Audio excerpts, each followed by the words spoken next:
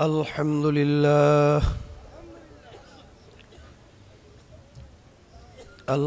لله نحمده ونستعينه ونستغفره ونؤمن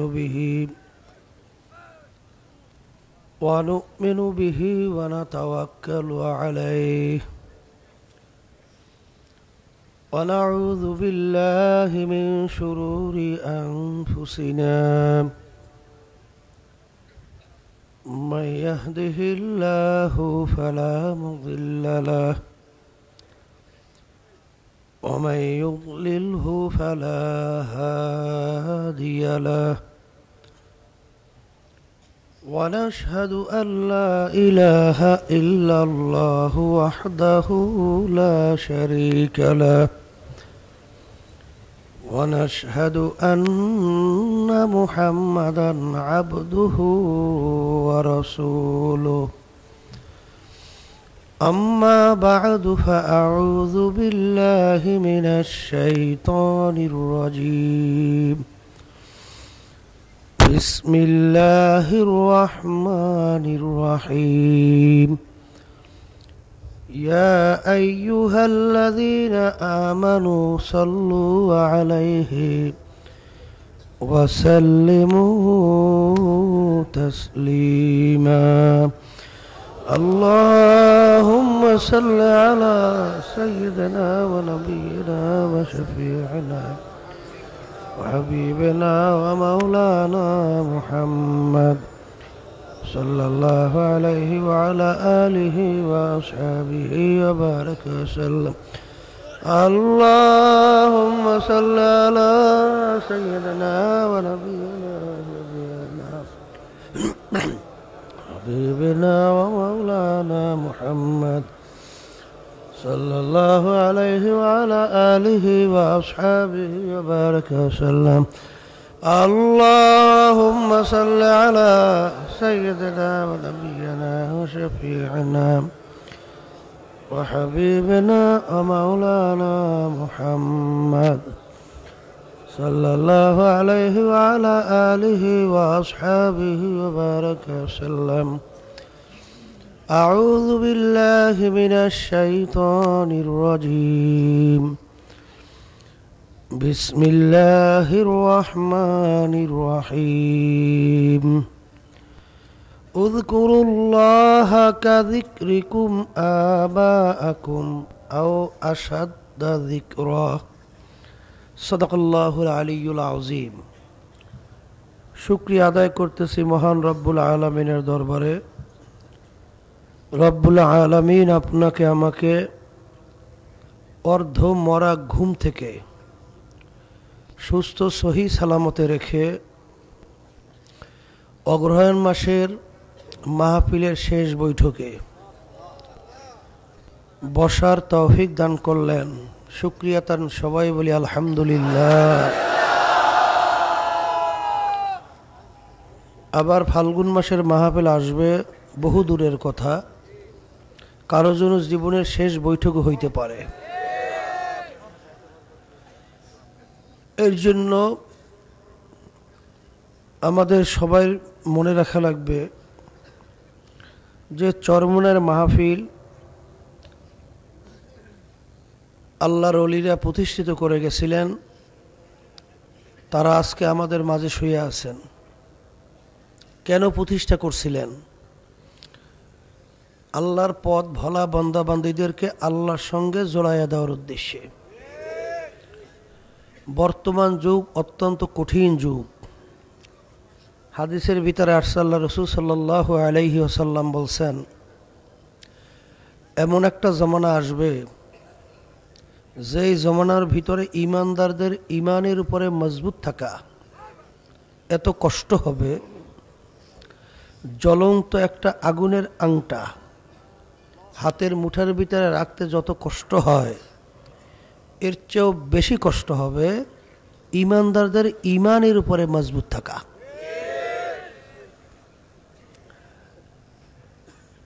এটা বলতেও সহজ, শোনাও সহজ।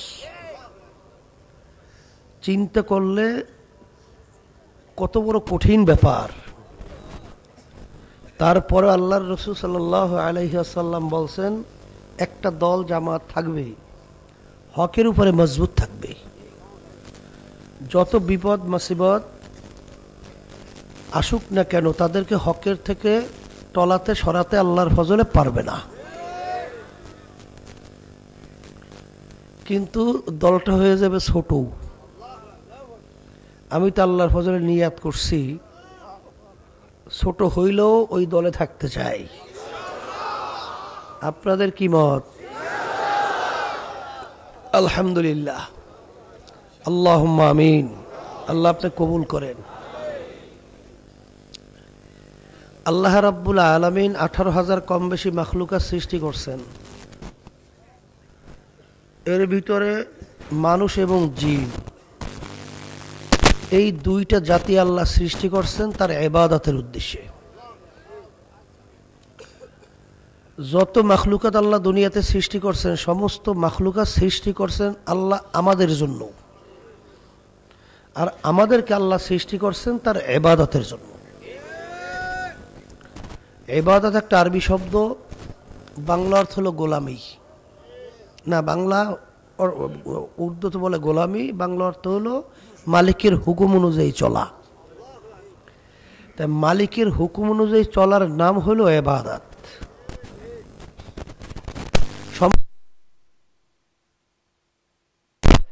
দেখেন, একটু চিন্তা করলেই দেখবেন, আমরা গাবি গরু পালি। একটা মানুষ যদি দুনিয়াতে না থাকে, গরুর কিছু আসে যায়? কিন্তু আমাদের কিন্তু গরুর দরকার, ঠিক না? সূর্য আমাদের দরকার আছে না নাই? কিন্তু আমরা মানুষ না থাকলে সূর্যের কি হবে? তাহলে সূর্য আল্লাহ সৃষ্টি করছেন আমাদের জন্য, মাছ আল্লাহ সৃষ্টি করছেন আমাদের জন্য। মাছ যদি আমরা মানুষ যদি না থাকি, মাছের কিন্তু কিছু আসা যায় না। গাছ সৃষ্টি করছেন আমাদের জন্য। একটা মানুষ দুনিয়া না থাকলে গাছের কিন্তু কিছু আসা যায় না, কিন্তু আমাদের গাছ ছাড়া আমরা চলতে পারি? তাহলে সমস্ত মাখলুকাত আল্লাহ সৃষ্টি করছেন আমাদের জন্য, আর আমাদেরকে আল্লাহ সৃষ্টি করছেন তার ইবাদতের জন্য। তাই যেহেতু আল্লাহ আমাদেরকে তার ইবাদতের জন্য সৃষ্টি করছেন, আর ইবাদত শব্দের অর্থ হলো মালিকের হুকুম অনুযায়ী চলা। মালিকের হুকুম প্রত্যেকটা মানুষের ব্যক্তিগত জীবনে আছে না নাই? পারিবারিক জীবনে, সামাজিক জীবনেও আছে। ব্যবসা ক্ষেত্রে, কামাই খরচের ক্ষেত্রে, রাজনৈতিক ক্ষেত্রে বুঝি নাই, সেখানেও কিন্তু আছে। মুসলমানদেরকেই চিরজীবন গোলাম বানিয়ে রাখার জন্য, এরা যেন কখনোই নেতৃত্ব না দিতে পারে, মালিক হতে না পারে, সবসময় গোলামী জীবন যেন এরা যাপন করে, এর জন্যই কিন্তু ইহুদি নাসারা খ্রিস্টান, ইসলাম বিদ্বেষী চক্র, এরকম কিছু আলেম নামী, মুফতি মুহাদ্দিস নামী এবং বিভিন্ন কলেমাগো মুসলমান অনেক তাদেরকে সাজাইয়া, তারপর এদের মাধ্যমে বলায় হুজুররা আবার রাজনীতি করবে কেন? হুজুর বলেন নাউজুবিল্লাহ। তাই হুজুররা রাজনীতি করবে না, এরা তো সারা বছর গোলামি করবে। কথা ঠিক না? ইতিহাস পড়লে দেখবেন যে মুসলমানদের উপরে যে এখন বিভিন্ন অত্যাচার চলছে, বিভিন্ন নির্যাতন চলছে, এই বিভিন্ন জমিদারি প্রথা চলছে, এই সমস্ত কিন্তু দেখবেন আজকে মুসলমানদের আধিপত্য না থাকার কারণেই আজকে মুসলমান গোলামের জীবন যাপন করছে। কথা ঠিক না? হুজুর আবার রাজনীতি করবে কা? আবার একদল বের হয়েছে, হেরা বলে রাজনীতি পছন্দই করে না। হুজুর রাজনীতি করবে না, তা হুজুরা কি করবে? প্যাড নীতি? হ্যাঁ, রাজনীতি শব্দের অর্থ রাজার নীতি। কিসের নীতি? হাঁসের ভিতরে বড় হাঁসের নাম হলো রাজহাঁস, আর নীতির ভিতরে সবচেয়ে বড় নীতি হলো রাজনীতি।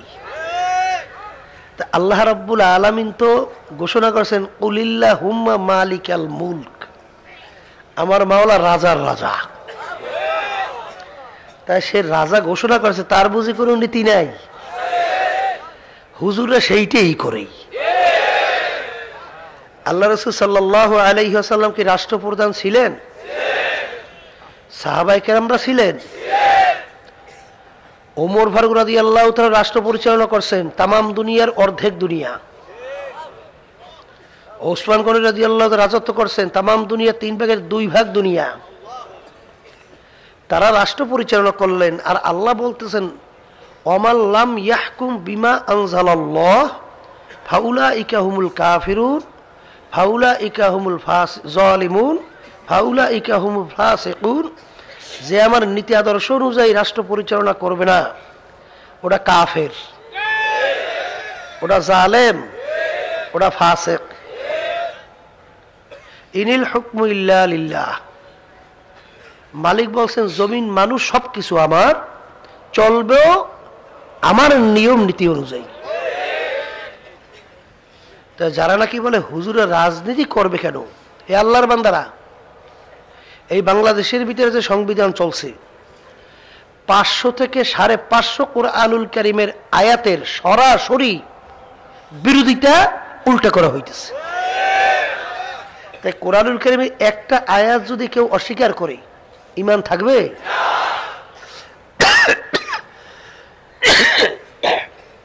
ঈমান যদি নাই থাকে, আপনি সেই কোরআনুল কারীমের বিরোধিতাকারী যেই চক্র এবং নীতি আদর্শ যারা দেশ পরিচালনা করে, তাদের আপনি সহযোগিতা করেন, ওদিকে আপনি নামাজও পড়েন, ওদিকে আপনি রোজাও রাখেন, ওদিকে আপনি তাসবিহ মাওলানার জিকিরও করেন, ওদিকে আপনি তাহাজ্জুদের নামাজও পড়েন। আপনার নামাজ আপনি ওদিকে কোরআনুল কারীম উল্টা করতেছেন, ওদিকে এবার দেখবেন দোয়া কুনুতের ভিতরে আল্লাহ রাব্বুল আলামিন বেতন নামাজের ভিতরে আল্লাহর কাছে ওয়াদা করতেছে, মাবুদ গো আপনার কাছে আমি ওয়াদা করতেছি আমি তাদের সাথে সম্পর্ক রাখবো না যারা আপনার নাফরমানি করে, তাহলে তাদের সঙ্গে আমি সম্পর্কই রাখবো না। এইটা বললে টললিয়া এবার এদের সঙ্গে দেখা ঘোরাফেরা করে, তাইলে আপনি ওয়াদা করলেন কি আর কামনা করলেন কি? কি এই কথা ঠিক না? তা যাই হোক, বর্তমান যুগে ঈমান হরণ করার জন্য বিভিন্ন প্রক্রিয়ায় বর্তমানে আবার একটা বের হয়েছে, দেখেন ফেসবুক, ইন্টারনেট, কম্পিউটার, এমনভাবে অশ্লীলতা ওর ভিতরে প্রচার করতেছে যেটা উঠতি যুবক সমাজ এখন এর মাধ্যমে দিন আর দিন ধ্বংস হয়ে যাইতেছে। এই জন্যই বিশেষ করে লক্ষ্য রাখা লাগবে, এই ফেসবুক সহ যেগুলা চরিত্র ধ্বংসকারী, এগুলো আমরা খুব একটা ব্যবহার করব না।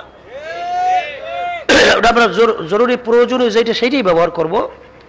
এই জন্য ওই বাচ্চাদের সহ এইটা খুব লক্ষ্য রাখা দরকার, গার্জিয়ানদের, যে এইটা যেন ব্যবহার না করতে পারে। এইটা আমাদের লক্ষ্য না রাখলে কিন্তু সমাজ আস্তে আস্তে ধ্বংস হয়ে যাবে।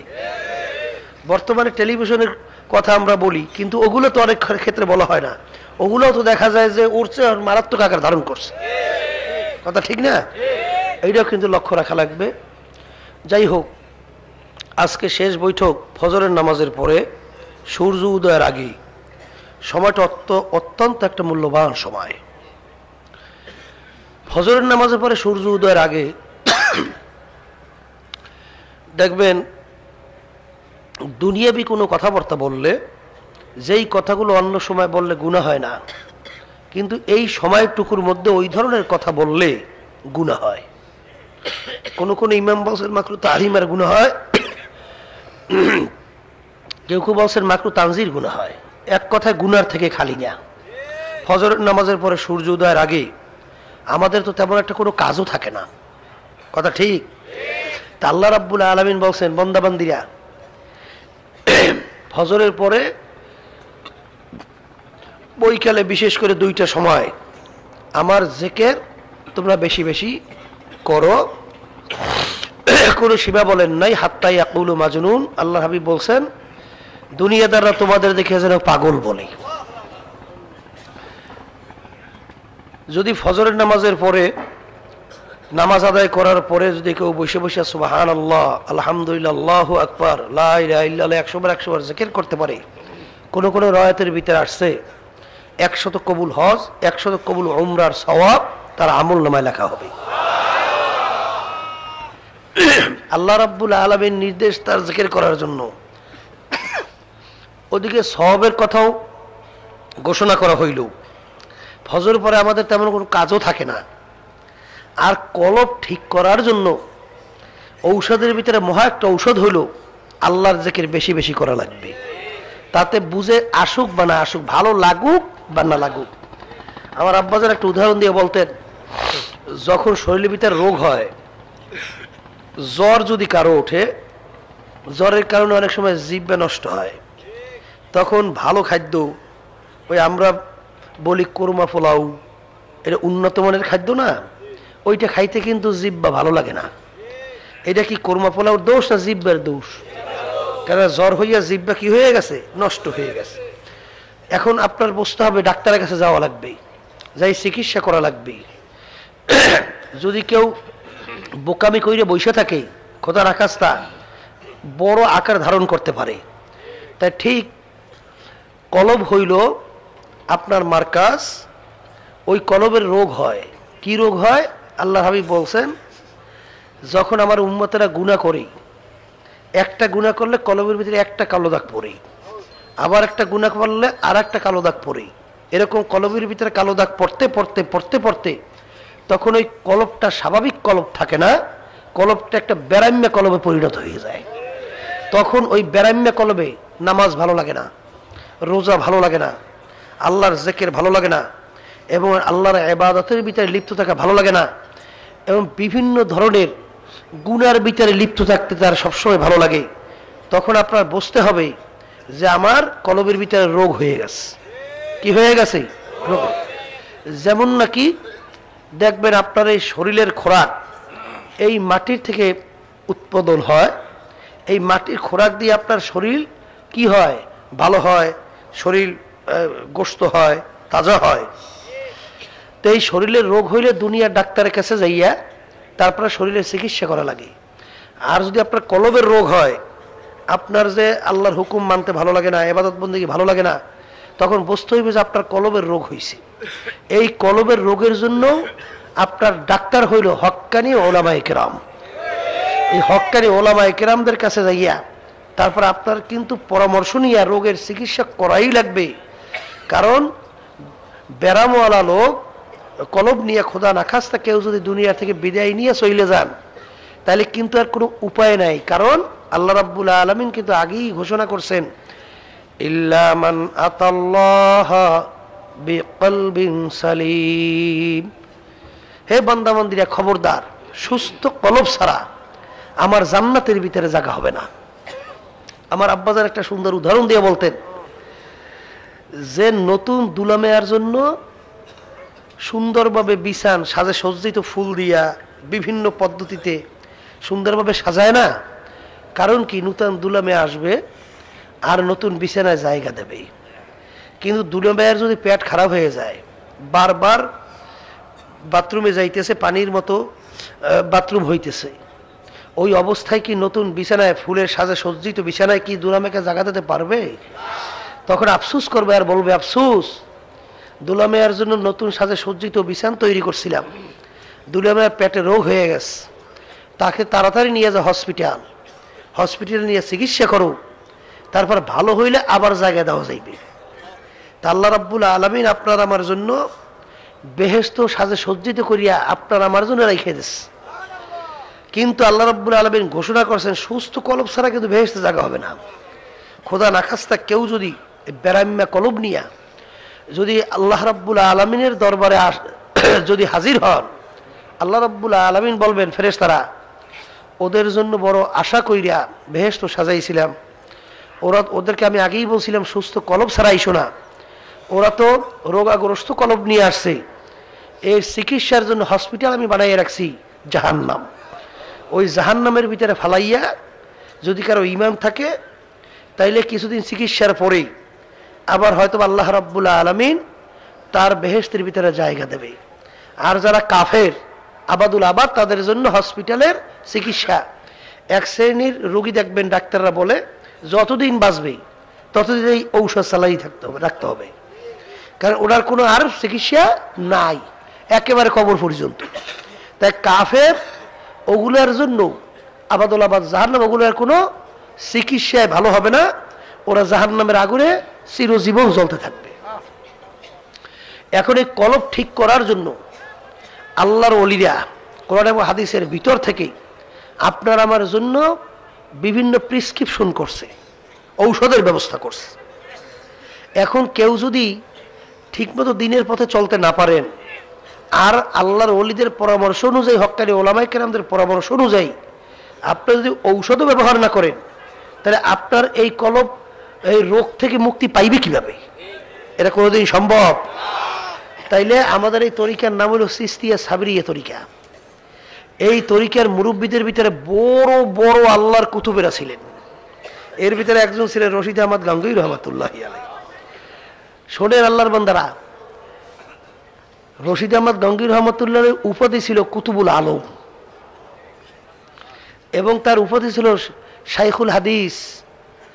দেওবন্দ মাদ্রাসার মুরব্বী ছিলেন, বড় মুহাদ্দিস ছিলেন। 1 লক্ষর মতো হাদিস তার শুধু মুখস্থই ছিল, 60,000 সনদ সহ 40,000 সনদ ছাড়া। এত বড় জানুন্য আলেম, এত বড় জানুন্য ব্যক্তিত্ব, তিনিও কিন্তু এই রুহের চিকিৎসার জন্যে গেছিলেন কার কাছে? হাজী এমদাদুল্লাহ মুহাজির মক্কি রহমাতুল্লাহি আলাইহি। দেখা দিয়েছে তো মনে হয় যে এ হইল কুতুবুল আলম, এত বড় মুহাদ্দিস, যার হাজার হাজার লক্ষ লক্ষ ছাত্র, কিন্তু তিনিও এই রুহের চিকিৎসার জন্য দৌড়ে চলে গেছেন হাজী এমদাদুল্লাহ মুহাজির মক্কি রহমাতুল্লাহি আলাইহি। অনেকে তো মনে করে যে আমি আলেম মানুষ, আমি তো সব বুঝি, আবার এইদিকে ওইদিকে আমার যাওয়া লাগবে কেন? আরে লাগবে কেন?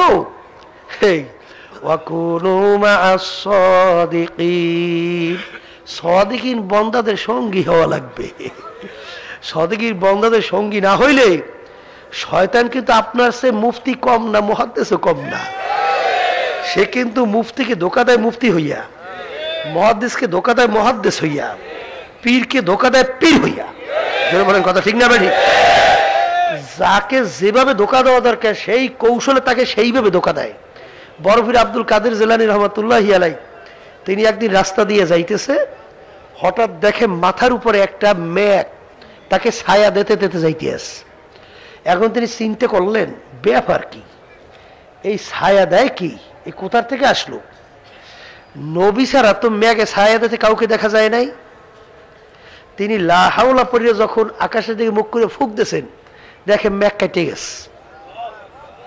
মেঘ কেটে যাওয়ার পরে হঠাৎ দেখে এই আইসা ইবলিস সামনে খারাইছে। জিজ্ঞেস করে তুমি কে? কলে হুজুর আমি ইবলিস। কলে ওই মেঘে ছায়া দিয়েছিল কি? কলে হুজুর আমি। কলে হুজুর আজকে আপনার এলেমের কারণে আপনি বাইসে গেছেন, কারণ আমি এই পদ্ধতিতে বহুত দরবেশগিরি আমি শেষ করে দিছি। এক পদে দেখেন না বর্তমানে একটু আলহামদুলিল্লাহ আল্লাহর জিকির আজকার করে, একটু নামাজ পড়ে দিনের পথে চলে, আল্লাহ রাব্বুল আলামিন নেয়ামত দান করছে। এখন আস্তে আস্তে এর ভিতরে একটু জজবা তৈরি হয়েছে, মাঝে মধ্যে হয়। কিন্তু মনে রাখেন, যাদের ভিতরে জজবা আসে, হালাত আসে, যদি এইটাকে কেউ গোপন করতে পারে, আল্লাহ রাব্বুল আলামিন তার মর্যাদা অনেক বাড়াইয়ে দেবে। আর এক শ্রেণীর আছেই, এরা ওই আগে পরে একটু ডাক দিত, একটু লাভ দিত। এখন তো সবসময় তার ডাক লাভ আসে না, কিন্তু এখন মাইসে চাই রয়েছে যে আমি ল্যাপটপ ডাক দিতাম, এখন তো আর লাভ দেই না। এখন বলে যে এটা আগে আসলে একটু ভালোই বুজুর্গ, এখন আর নাই। এখন আসুক বা না আসুক, এখন একটু একটু লাভ দিয়ে ওঠে। কিন্তু ভালো করে যাই না রাখো, ওই চিৎকার দাও, লাভ দাও, যদি খোদা না খাস্তা তুমি এটাকে ফিরাইতে পারছো, তারপর যদি তুমি না ফিরাও, যদি মানুষকে দেখাবার জন্য ইচ্ছা করে এটা করো, কমপক্ষে একটা কবিরা গুনাহ। আর একটা কবিরা গুনার জন্য 7,000 বছর তোমার জাহান্নামের আগুনে জ্বলতে হবে। এই জন্য কিতাবের ভিতরে দেখবেন, যাদের ভিতরে হালাত আসে, নামাজের ভিতরে যদি হালাত হয়, তাদের নামাজ দ্বিতীয়বার পড়িয়ে নেওয়া ভালো। কারণ তার তো জানা ছিল না, বা তার অবস্থানটা তো বোঝা ছিল না, বা সে নিজেই বুঝতে পারতেছিল যে আমি ইচ্ছা করলে চেক দিতে পারতাম, কিন্তু তারপরে অনেক ক্ষেত্রে না পাইরা মানে অনেক শিখ দিতে পারতো, কিন্তু তারপরও একটা অবস্থান করে ফেলছে, তখন তার নামাজটা নষ্ট হয়ে গেল। খোদা না খাস্তা তোমার নামাজ যদি নষ্ট হয়ে যায়, আর যদি তুমি ওই অবস্থায় খোদা না খাস্তা দুনিয়া থেকে বিদায় নিয়ে কবরে যাও, জাহান্নাম ছাড়া তো উপায় নাই। এই জন্য আমার ভাইদেরকে বলবো, খুব লক্ষ্য করিয়া কিন্তু পথ চলা লাগবে। রাস্তা কিন্তু বড় পিচ্ছিল রাস্তা। এই এশক কিন্তু এমন এক জিনিস, কাছের পেয়ালা হাতের মধ্যে, আর এক হাতে লোহার হাতুড়ি। এখন লোহার হাতুড়ি দিয়ে যদি কাছের পেয়ালার ভিতরে টাক দেয়, কি চলা কত বড় কঠিন। যে নাকি টাক দেওয়া খুব সতর্ক অবস্থা টাক দেওয়া লাগবে, একটু জোরে পড়লেই ভাঙ্গে খান খান হয়ে যাবে। এই এশকের রাস্তা কিন্তু বড় কঠিন রাস্তা, আবেগ এমন বাইরে যায়, খোদা না খাস্তা অনেক ক্ষেত্রে কিন্তু বড় বড় গুণের ভিতরে লিপ্ত হয়ে যাওয়ার সম্ভাবনা থাকে। এই জন্য খুব সতর্ক অবস্থায় তারপর কিন্তু পথ চলা লাগবে। এটা কিন্তু কঠিন পথ। সেই হিসেবে বরফির আব্দুল কাদের জিলানী রহমতুল্লাহি আলাইহি চিন্তা করলেন, জোরেও ইবলিস, এই পথে তুমি অনেকে ধ্বংস করছো, আর আবার এলেমের কারণে আমাকে বাঁচাইছি। তখন বলে, এই ইবলিস শোন, যদি আজকে আমার এলেমের কারণে আমি বাঁচতাম, তাহলে আগে বাঁচতি তুই, কারণ তোর তো এলেম কম না। তাহলে আমাকে আমার এলেমে বাঁচায় না, আমার আল্লাহর খাস মেহেরবানিতে আল্লাহ আমাকে বাঁচাইছে। তখন ইবলিস শয়তান বলতেছে, হুজুর আসলে আল্লাহর রহমত আপনার উপরে আছে। এই জন্যই দেখবেন দোয়ার ভিতরে বিশেষ করে আল্লাহর হাবিব বলছেন, এই দোয়া বেশি বেশি নামাজের পরে পড়বা, রব্বানা লা তুযিগ কুলুবানা বা'দা ইয হাদাইতানা ওয়া হাব লানা মিন লাদুনকা রাহমাহ ইন্নাকা আনতাল ওয়াহ্হাব। হে আল্লাহ, আপনি আমাকে হেদায়েত নসিব করার পরে, দ্বীনের বুঝ দেওয়ার পরে আপনি আমাকে গোমরা করিয়েন না। এই দোয়া সবসময় পড়া লাগবে। তাই বরফির আব্দুল কাদের জিলানী রহমাতুল্লাহি আলাইহি যখন এই কথা বললেন যে আল্লাহর রহমত, আমার আল্লাহর রহমতে আল্লাহ আমাকে বাঁচাইছে, তখন ইবলিস বলতেছে, হুজুর আসলেই আল্লাহর রহমত আপনার উপরে আছে। এই পদ্ধতিতে আমি অনেক দরবেশগিরি শেষ করে দিছি, অনেকের আলেমগিরি শেষ করছি, অনেক মুফতিগিরি শেষ করছি, অনেক মুহাদ্দিসগিরি শেষ করছি। আল্লাহ আসলেই আপনার উপরে খাস মেহেরবানি করেন, আল্লাহ আসলেই আপনাকে বাঁচাইছে। এই জন্য আমার বাজানদেরকে বলবো, খুব সতর্ক অবস্থায় কিন্তু পথ চলা লাগবে। এই পথটা কিন্তু অত্যন্ত কঠিন, এই পথের ভিতরে কাঁটাযুক্ত পথ। কারণ আল্লাহ রসুল একদিন জমিনের উপরে একটা লম্বা সোজা দাগ দিয়েছেন, আশেপাশে কতগুলো আঁকা বাঁকা দাগ দিয়েছেন। সাহাবায়ে কেরামদেরকে জিজ্ঞাসা করেন, তোমরা বুঝতে পারছো? বলে, হুজুর বুঝি নাই। বলে, এই সোজা লম্বা দাগটা কিসের? বলে, হুজুর বুঝি নাই। বলে, এইটা হলো সিরাতুল মুস্তাকিম, সরাসরি বেহেশতের রাস্তা। আর আশেপাশে যে রাস্তাগুলো, দাগগুলো দেখো, এগুলো সব হলো ভ্রান্ত রাস্তা, এগুলো হলো সব ধ্বংসের রাস্তা। প্রত্যেক রাস্তার বুকে মুখে শয়তান বইসে ডাকতেছে, বিভিন্ন তোমার চাকচিক্যময় অবস্থান তৈরি করিয়া তারপর তোমাকে ডাইকা তোমাকে ধ্বংস করার জন্য। এই জন্য আমার বাজানদেরকে বলবো, মুরব্বীর সবসময় পরামর্শ অনুযায়ী চলা লাগবে, নিজের চালাকি সব জায়গায় চলে না। কথা ঠিক? শামসুত তিবরিজি রহমাতুল্লাহি আলাইহি তার ওস্তাদ বলছিলেন, বাবা শামসুত তিবরিজি, রোম দেশের ভিতরে যে একটা পাত্র আছে, পাত্র বুঝছেন? মাওলানা জালালউদ্দিন রুমি। ওই জমানায় বিশ্বের ভিতরে সবচেয়ে বড় আলেম ছিলেন ওই জমানার মধ্যে। বলতেছিলেন, বাবা এই পাত্রটাকে একটু গরম করে আসতে পারো? বলে, হুজুর আপনি দোয়া করলে পারবো। বলে, যাও বাবা, আমি দোয়া করছি। মাওলানা শামসুত তিবরিজি রহমাতুল্লাহি আলাইহি চলে গেছেন রোম দেশে। লোকদেরকে জিজ্ঞাসা করে, ভাই আমি তো আসছি মাওলানা জালালউদ্দিন রুমির সঙ্গে দেখা করব, পাবো কোথায়? বলে, আপনি এখানে অপেক্ষা করেন, এই রাস্তা দিয়েই মাওলানা জালালউদ্দিন রুমি যাবে। ঘোড়ার পিঠে যে সওয়ার থাকবে সে হলো মাওলানা জালালউদ্দিন রুমি। আর আশপাশে যে অনেক শাগরেদ দেখবেন, কারণ খুব বিশ্ববিখ্যাত আলেম তো, তার শাগরেদের অভাব নাই। কিছুক্ষণ পরেই দেখে খুব রব হবে, খুব জাক শৌক সহকারে মাওলানা জালালউদ্দিন রুমি রহমাতুল্লাহি আলাইহি আসতেছেন।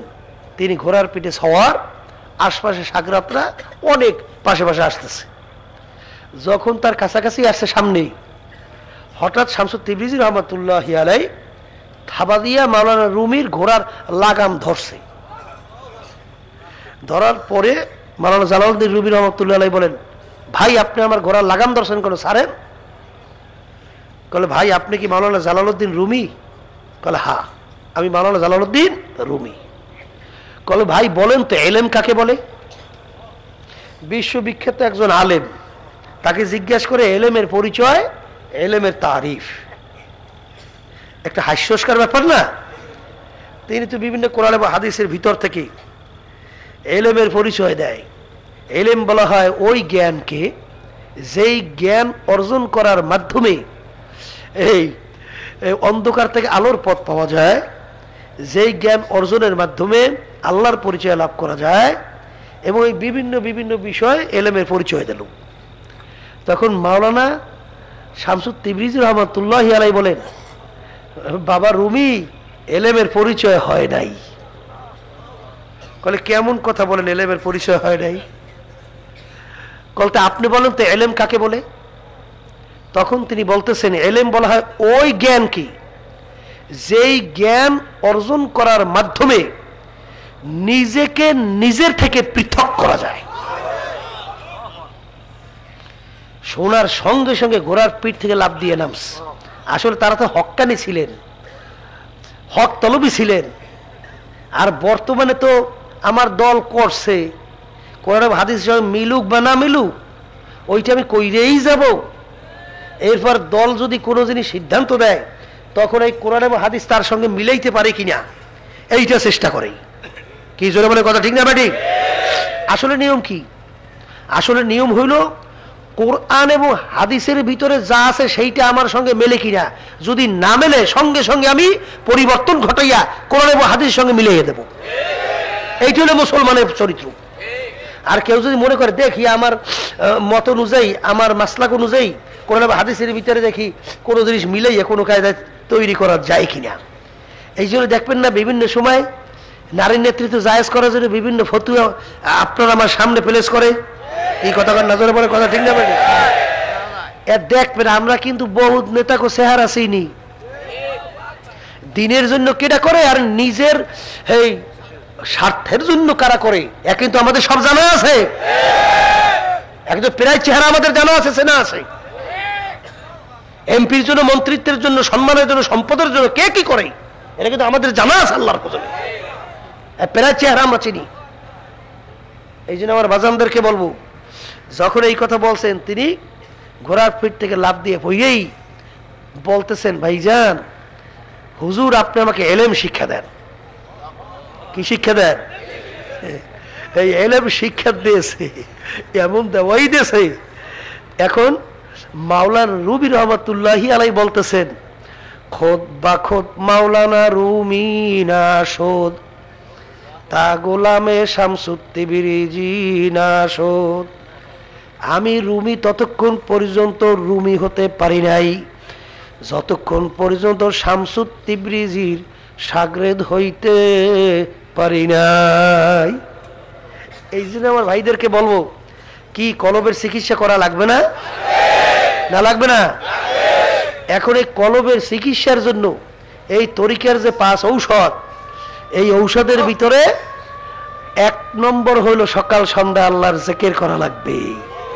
ভালো লাগুক বা না লাগুক, আল্লাহর কুতুবেরা বইলে গেছেন, আমার বুঝে আসুক বা না আসুক, আমি নিয়ম অনুযায়ী চলতেই থাকবো। এর ভিতরে বয়ানের ভিতরে অনেকেই আলোচনা, একজনে আলোচনা করছে, আরো অনেকে আলোচনা তরিকা সম্পর্কে করছে। বুঝে আসুক বা না আসুক, নিয়ম অনুযায়ী আমি চলতেই থাকবো। আল্লাহর ফজলে করবে, দেখবেন একটা সময় এমন একটা অবস্থান আল্লাহ তৈরি করে দেবে, তখন আল্লাহর ফজলে বুঝে আসবে। সকাল সন্ধ্যায় 2টা সময় বৈশা আল্লাহর জিকির করা লাগবে। এরপর যদি আপনারা এখান থেকে যান, বাড়ি ঘরে যাওয়ার পরে দেখবেন 1 শ্রেণীর পিছনে লাগিয়ে যাইবে, হেরা বিভিন্ন ধরনের ফতোয়া দেওয়া শুরু করবে, যে জোরে জোরে জিকির জায়েজ নাই, এই একত্রিত হইয়া বৈশা জিকির জায়েজ নাই। পাইছো কই মিয়া? আবার 1 শ্রেণী বাইরেই কয়, কলে আল্লাহ কি কানা নাকি যারা জোরে জোরে ডাকা লাগবে? কি জোরে কান আছে? তাই আবার বলবে এই মিয়া তুমি যেরকম জোরে জোরে আল্লাহর জিকির করো এটা রিয়াকার, এটা মানুষকে দেখাবার জন্য করো, খবরদার এটা করা যাইবে না, হেলে তোমার ইবাদত সব শেষ হয়ে যাবে।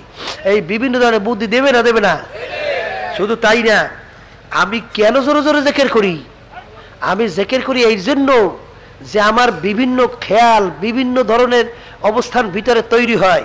আমি একটু জোরে জিকির করলে তখন ওই জিকিরের খেয়ালটা আমার ভিতরে পয়দা হয়। কথা ঠিক না?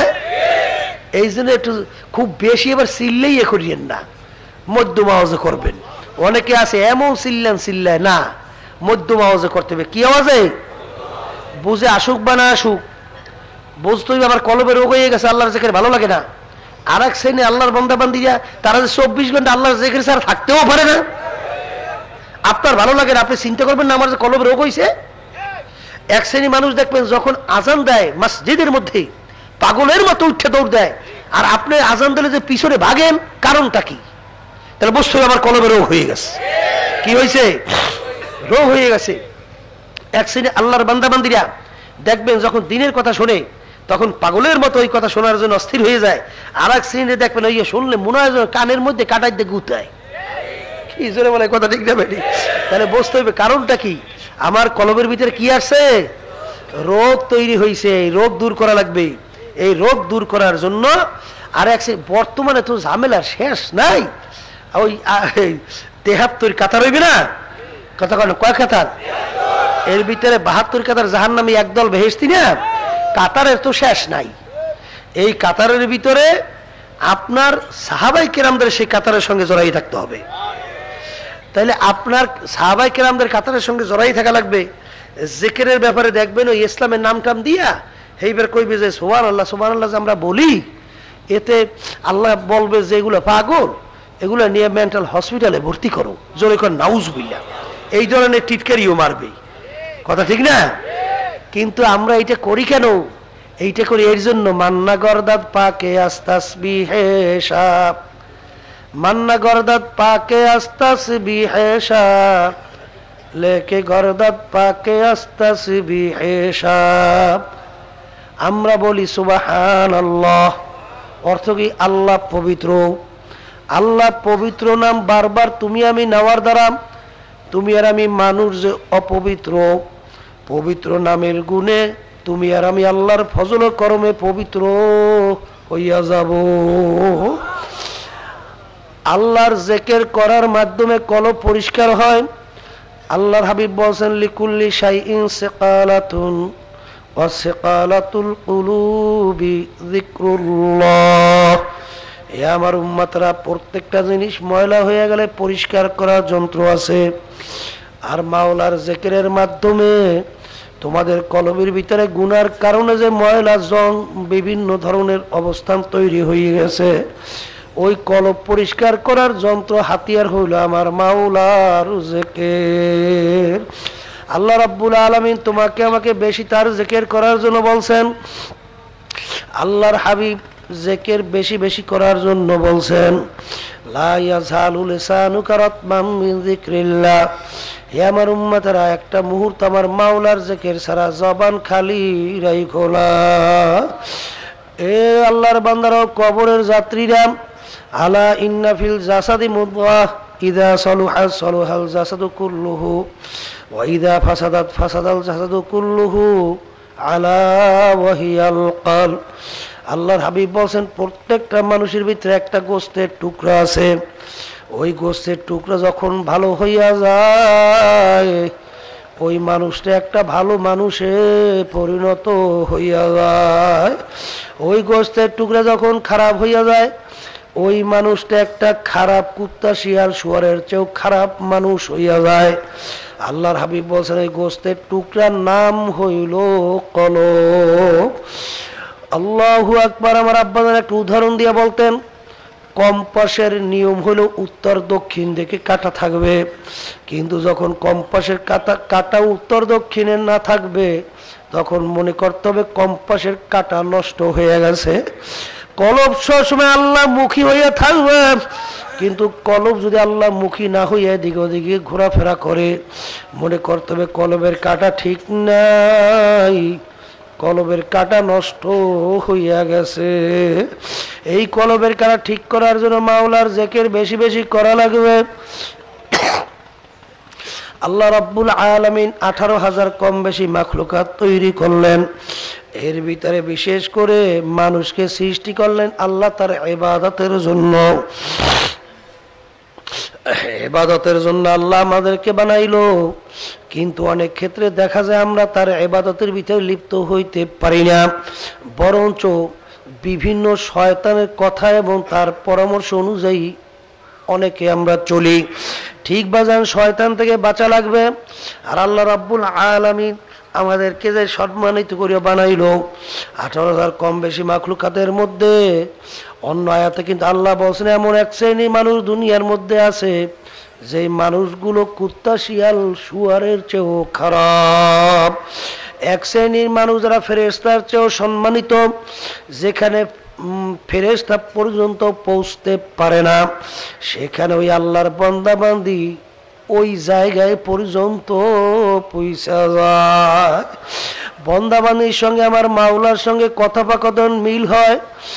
কিরামান কাতিবিন রাহাম খবরনিস, দুই কাদের ভিতরে যে ফেরেশতা পর্যন্ত অনুভব টেরও করতে পারে না।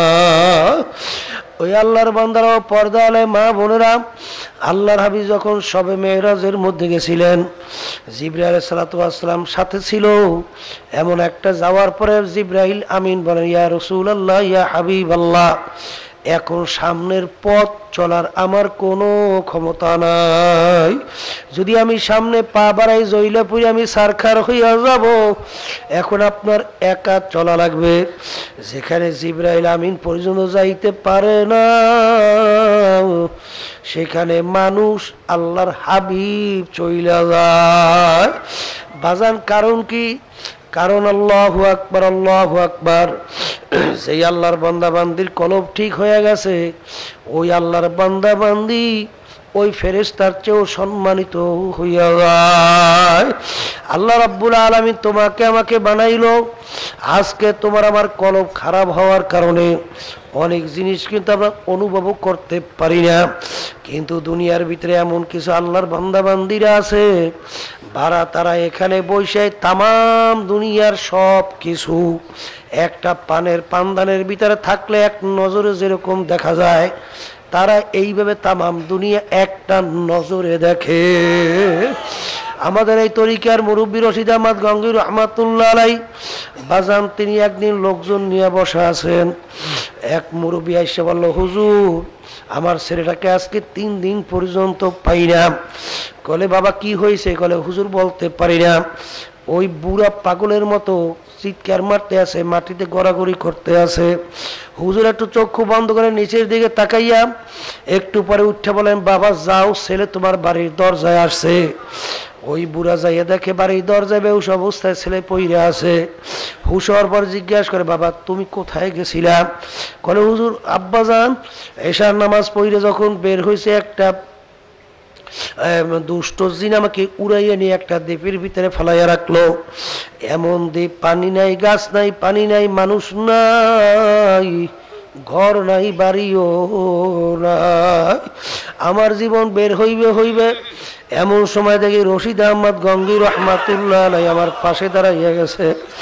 তিনি জিজ্ঞাসা করেন, বাবা তুমি এখানে কি করো? কলে হুজুর এই ঘটনা, আমি তো আমার জীবন তো বের হওয়া উপক্রম। তখন তিনি আমার হাত ধরলেন, তারপর কি হয়েছে বলতে পারি না। এই জন্য আমার বাজানদেরকে বলবো, পর্দারে মা বোনদেরকে বলবো, বাজান এগুলো কিন্তু বুঝবার জিনিস, এগুলো কিন্তু বুঝাবার জিনিস না।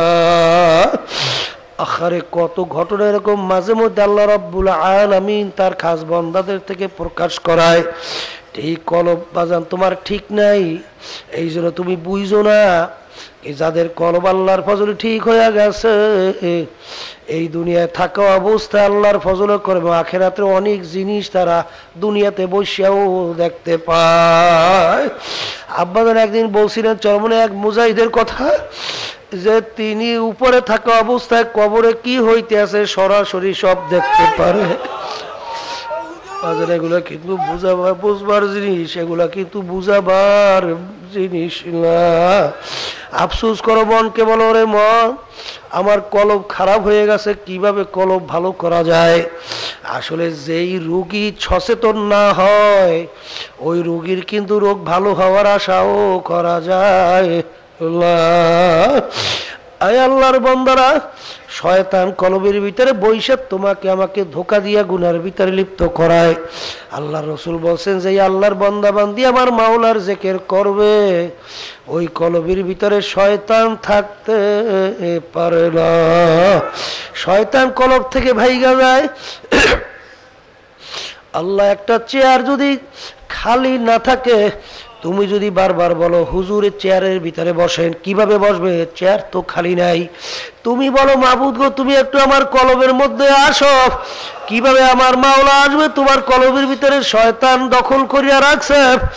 ওই শয়তান কলব থেকে না তাড়ানো পর্যন্ত আমার মাওলার দয়া মায়া রহমত কখনোই তোমার কলবের ভিতরে জমা হবে না। এই জন্যই কোন এক আল্লাহর বান্দা বলছিলেন, আল্লাহু আল্লাহ, যে আমার রব্বুল আলামিন আসমান জমিনের ভিতরে সবাই হয় না, কিন্তু মোমেন বান্দা বান্দির কলবের মধ্যে সবাই হইয়া যায়। এই যে আমার বাজানদেরকে বলো, পর্দা আলে মা বোনদেরকে বলবো, এই কলব কিন্তু ঠিক করিয়া কবরে যাওয়া লাগবে। আর এই কলব ঠিক করার জন্য একটা ঔষধ হইল আমার মাওলার জিকির বেশি বেশি করা লাগবে। এই জন্য আমার বাজানদেরকে বলবো, বুঝে আসুক বা না আসুক, দুইটা সময় আমার মাওলার জিকির ছাড়া যাবে না। তাতে ভালো লাগুক বা না লাগুক, যদি ভালো না লাগে মনকে বলবো, রে মন, রোগীর কিন্তু ঔষধ খাইতে মন চায় না, ঔষধ কিন্তু তিতা, খাইতে কিন্তু মন চায় না, তারপরে জোর করে খাওয়া লাগবে রোগ ভালো হওয়ার জন্য। তোমার আমার মাওলার জিকির ভালো লাগে না, জোর করিয়া ঔষধ খাওয়া লাগবে। যদি ঠিক মতো মাওলার জিকির করতে পারো, আমার আব্বা রহমাতুল্লাহ আলাইহি বলতেন, বাজান মাওলার জিকিরের মাধ্যমে কলব আল্লাহর ফজল ও করমে পরিষ্কার হইয়া যায়। একটা জঙ্গলে যদি এক পাশ থেকে আগুন ধরাইয়া দাও, আগুন কিন্তু জঙ্গলের ভিতরে কোনটা কাঁচা গাছ কোনটা পাকা গাছ তালাশ করিয়া জঙ্গল কিন্তু পড়ে না, এক ধারসে পড়তে থাকবে, জঙ্গল পরিষ্কার হইয়া যায়। ঠিক আমার মাওলার জিকিরের নূর যদি একবার সিনার ভিতরে ধরাইয়া দিতে পারো, বাজার কোথায় হিংসা, কোথায় রিয়া, কোথায় তাকাব্বুরি, কোথায় অজব, কোথায় বখল, সব আল্লাহর ফজল করমে তারাইয়া তোমার কলব পরিষ্কার কইরা, আল্লাহর ফজল করমে তোমার কলবটা একটা ঝকঝকিয়া পরিষ্কার কলব হইয়া যাইবে। এই জন্য আমার বাজানদেরকে বলবো, পর্দা আলে মা বোনদেরকে বলবো, বুঝে আসুক বা না আসুক, মাওলার জিকির দুই সময় ছাড়া যাবে না। বাজান আমার মাওলার জিকিরের মাধ্যমে আল্লাহর ফজল ও করমে দেখবা, বাজার আস্তে আস্তে চোখের ভিতরে পানি আসবে। আমার দাদাজান বলতেন, শুনছি আমার আব্বাজানও বলতেন, যে বাজান ঠিক মতো যে 5 ঔষধ তোমরা পালন করতে পারো, 3 দিনেও আল্লাহ বুঝদান করতে পারে, 7 দিনেও বুঝে আসতে পারে, 21 দিনেও বুঝে আসতে পারে, 41 দিনের বেশি আর লাগবে না। আমার আব্বাজানের মুখে শুনছি, যদি তোমাদের কোনো পরিবর্তন না আসে আমাদেরকে গালি দিও। আরে আজ পর্যন্ত আল্লাহর ওলিদেরকে কেউ গালি দিতে পারে নাই, আজ পর্যন্ত কেউ আল্লাহর ওলিদেরকে গালি দিতে পারে নাই। যখন আল্লাহর বান্দা বান্দিরা আমার মাওলার জিকির বৈশা বৈশা করতে থাকে, আমার মাওলা ওই বান্দা বান্দির সঙ্গে আল্লাহু আকবার বৈশা যায়। আল্লাহ আল্লাহ, বান্দা বান্দি বৈশা যখন নাকি আমার মাওলার জিকিরে জিহ্বাখানা লড়াইতে থাকে, আল্লাহু আল্লাহ, আমার মাওলাও বান্দা বান্দি স্মরণ করতে থাকে, ওই বান্দা বান্দি দিকে আমার মাওলার রহমতের নজর আইসা যায়। বান্দা বান্দির প্রতি মাওলার নজর যখন আইসা যাইবে, ওই বান্দা বান্দি শয়তান ধোঁকা দিয়ে আর কোনোদিন আল্লাহর ফজলে ধ্বংস করতে পারবে না। আর বাজান সবসময় মনে রাখা লাগবে বাজান, আর একটা ওই শত্রুর নাম হলো মানুষ শয়তান। ওই মানুষ শয়তান তোমার স্ত্রী হইতে পারে, তোমার ছেলে সন্তান, তোমার আত্মীয় স্বজন, তোমার দলের নেতা নেত্রী হইতে পারে। ওই মানুষ শয়তান থেকে বাঁচার জন্য ওয়াকুনু মা'আস সাদিকিন।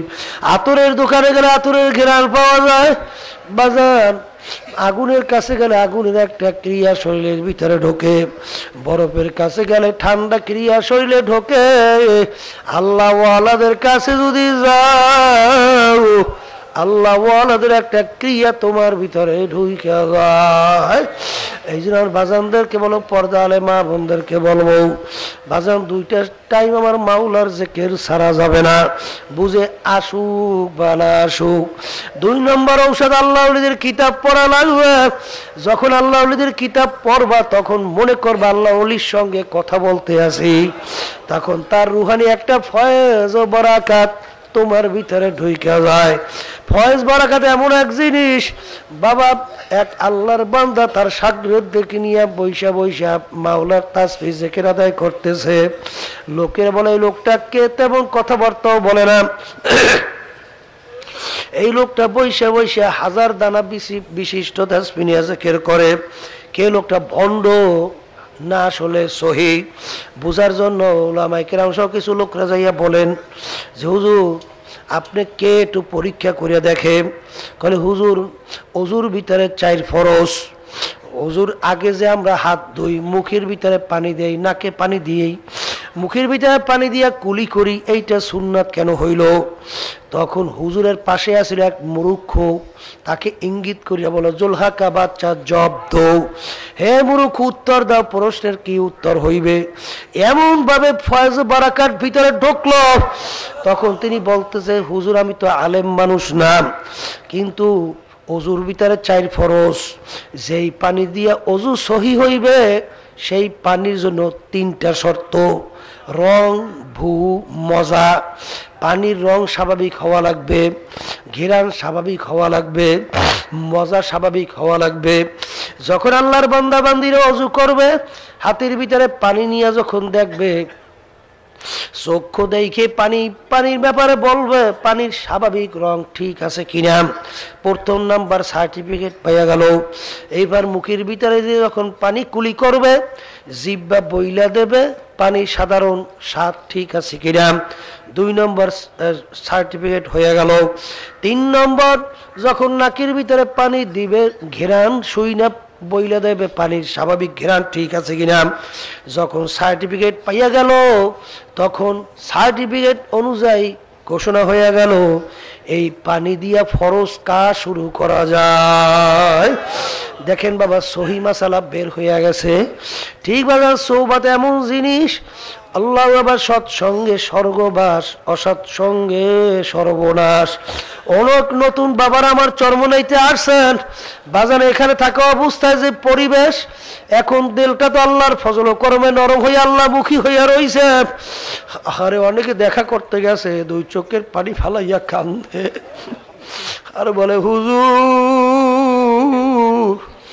হুজুর দোয়া করে যেন আল্লাহ পুরা দিনের পথে রাখে। বলে আর 2 চোখের পানি পড়ে। আরে তাকাইয়া দেখি আল্লাহ আপনি সহিভাবে সবাইকে কবুল করিয়ে নিয়ে, কিন্তু বাজার পথে থাকা বড় কঠিন। কেমনে থাকবা, ঔষধ ছাইল না। আমার আব্বাজান বলতেন, দাদাজানের কথা উদ্ধৃতি দিয়া, এই 5 ঔষধ হইল কেলা গাছের মতো। বাজার কেউ যদি সমুদ্রের ভিতরে পইরা যায়, আরে বাবারে পাশে নৌকাও নাই, কোনো ধরনের বাঁচবারও কোনো বয়াও নাই, আরে ওদিকে পাশে কিনারে যাবার তার কোনো আশা নাই, সমুদ্রের ভিতরে কিনারে যাওয়ার কোনো আশাই করা যায় না। কিন্তু তোমার এই একটা বয়া পাইছো, কলা গাছ পাইছো, বুকের ভিতরে দিয়া তুমি আস্তের উপরে ভাসতে থাকো। ভাসতে ভাসতে যখন বড় বড় জাহাজ রওনা করবে, যদি তোমাকে দেখে কেউ ফালাইয়া যাবে না, ঠিক আমার বাজানদেরকে বলে এই তরিকার ঔষধ হইল কলা গাছের মতো, বাজান 5টা ঔষধ ছাইরো না। যদি এই অবস্থায় থাকতে থাকতে যদি দুনিয়ার থেকে বিদায় নিয়ে কবরে যাও, কিয়ামতের ময়দান আল্লাহ রাব্বুল আলামিন যখন আল্লাহর বড় বড় কুতুবদেরকে সুপারিশের ক্ষমতা দান করবে, যখন সুপারিশের অধিকার দান করবে, তখন তোমাকে আমাকে ফালাইয়া যাবে না, তোমাকে আমাকে টাইট আল্লাহু আকবার আল্লাহর হাবিবের দরবারে নিয়ে ফালাইয়া দেবে। ইয়া রাসূলুল্লাহ হাবিবাল্লাহ, ওদেরকে বলছিলাম ওরা তো আল্লাহু আকবার আল্লাহু আকবার, ওরা তো কথা ছাড়ে নাই, কথা অনুযায়ী চলছে। ঠিক আমার বাজানদেরকে বলবো, বাজান যদি তুমি ফসলের ভিতরে বেড়া দাও, বেড়া দিলে যদি কোনো জায়গাতে বেড়া ফাঁক হইয়া যায়, ওই ফাঁক দিয়া কিন্তু পশু ছাগল ঢুইকে তোমার ফসল নষ্ট করিয়া ফেলায়। ঠিক 5 ঔষধ হইল বেড়া স্বরূপ। যদি একটা ঔষধ ছাইরা দাও, ওখান থেকে ছিদ্র হইয়া যায়, ওখান থেকে কিন্তু শয়তান ঢুইকে তোমাকে দখল করবে। এই জন্য আমার বাজানদেরকে বলো, অনেক পুরান মুজাহিদ দেখা যায় একটু পুরান হয়ে গেছে, এখন নেতা হইছে, সভাপতি সেক্রেটারি হইছে, এখন আর ঠিক মতো সবক আদায় করে না। কিন্তু বাজার মনে রাই করে, বাজান কবরে যাওয়ার আগ পর্যন্ত নিজেকে কখনোই পবিত্র মনে করা যাবে না। আরে কখন কোন সময় কোন ধোঁকা আসে তো বলা যায় না। বাজান ওই সাহাবায়ে কেরামদের ইতিহাস দেখা যায়, আল্লাহু আকবার যুদ্ধ করতে করতে শাহাদাত বরণ করলো। আরে শেষ আল্লাহর হাবিব ঘোষণা করলেন, সাহাবী তো দুনিয়ার থেকে গেল কিন্তু জাহান্নামী হইয়া গেল। আরে কারণ কি? এত জিহাদ দিনের পথে করলো, কিভাবে জাহান্নামী হইল?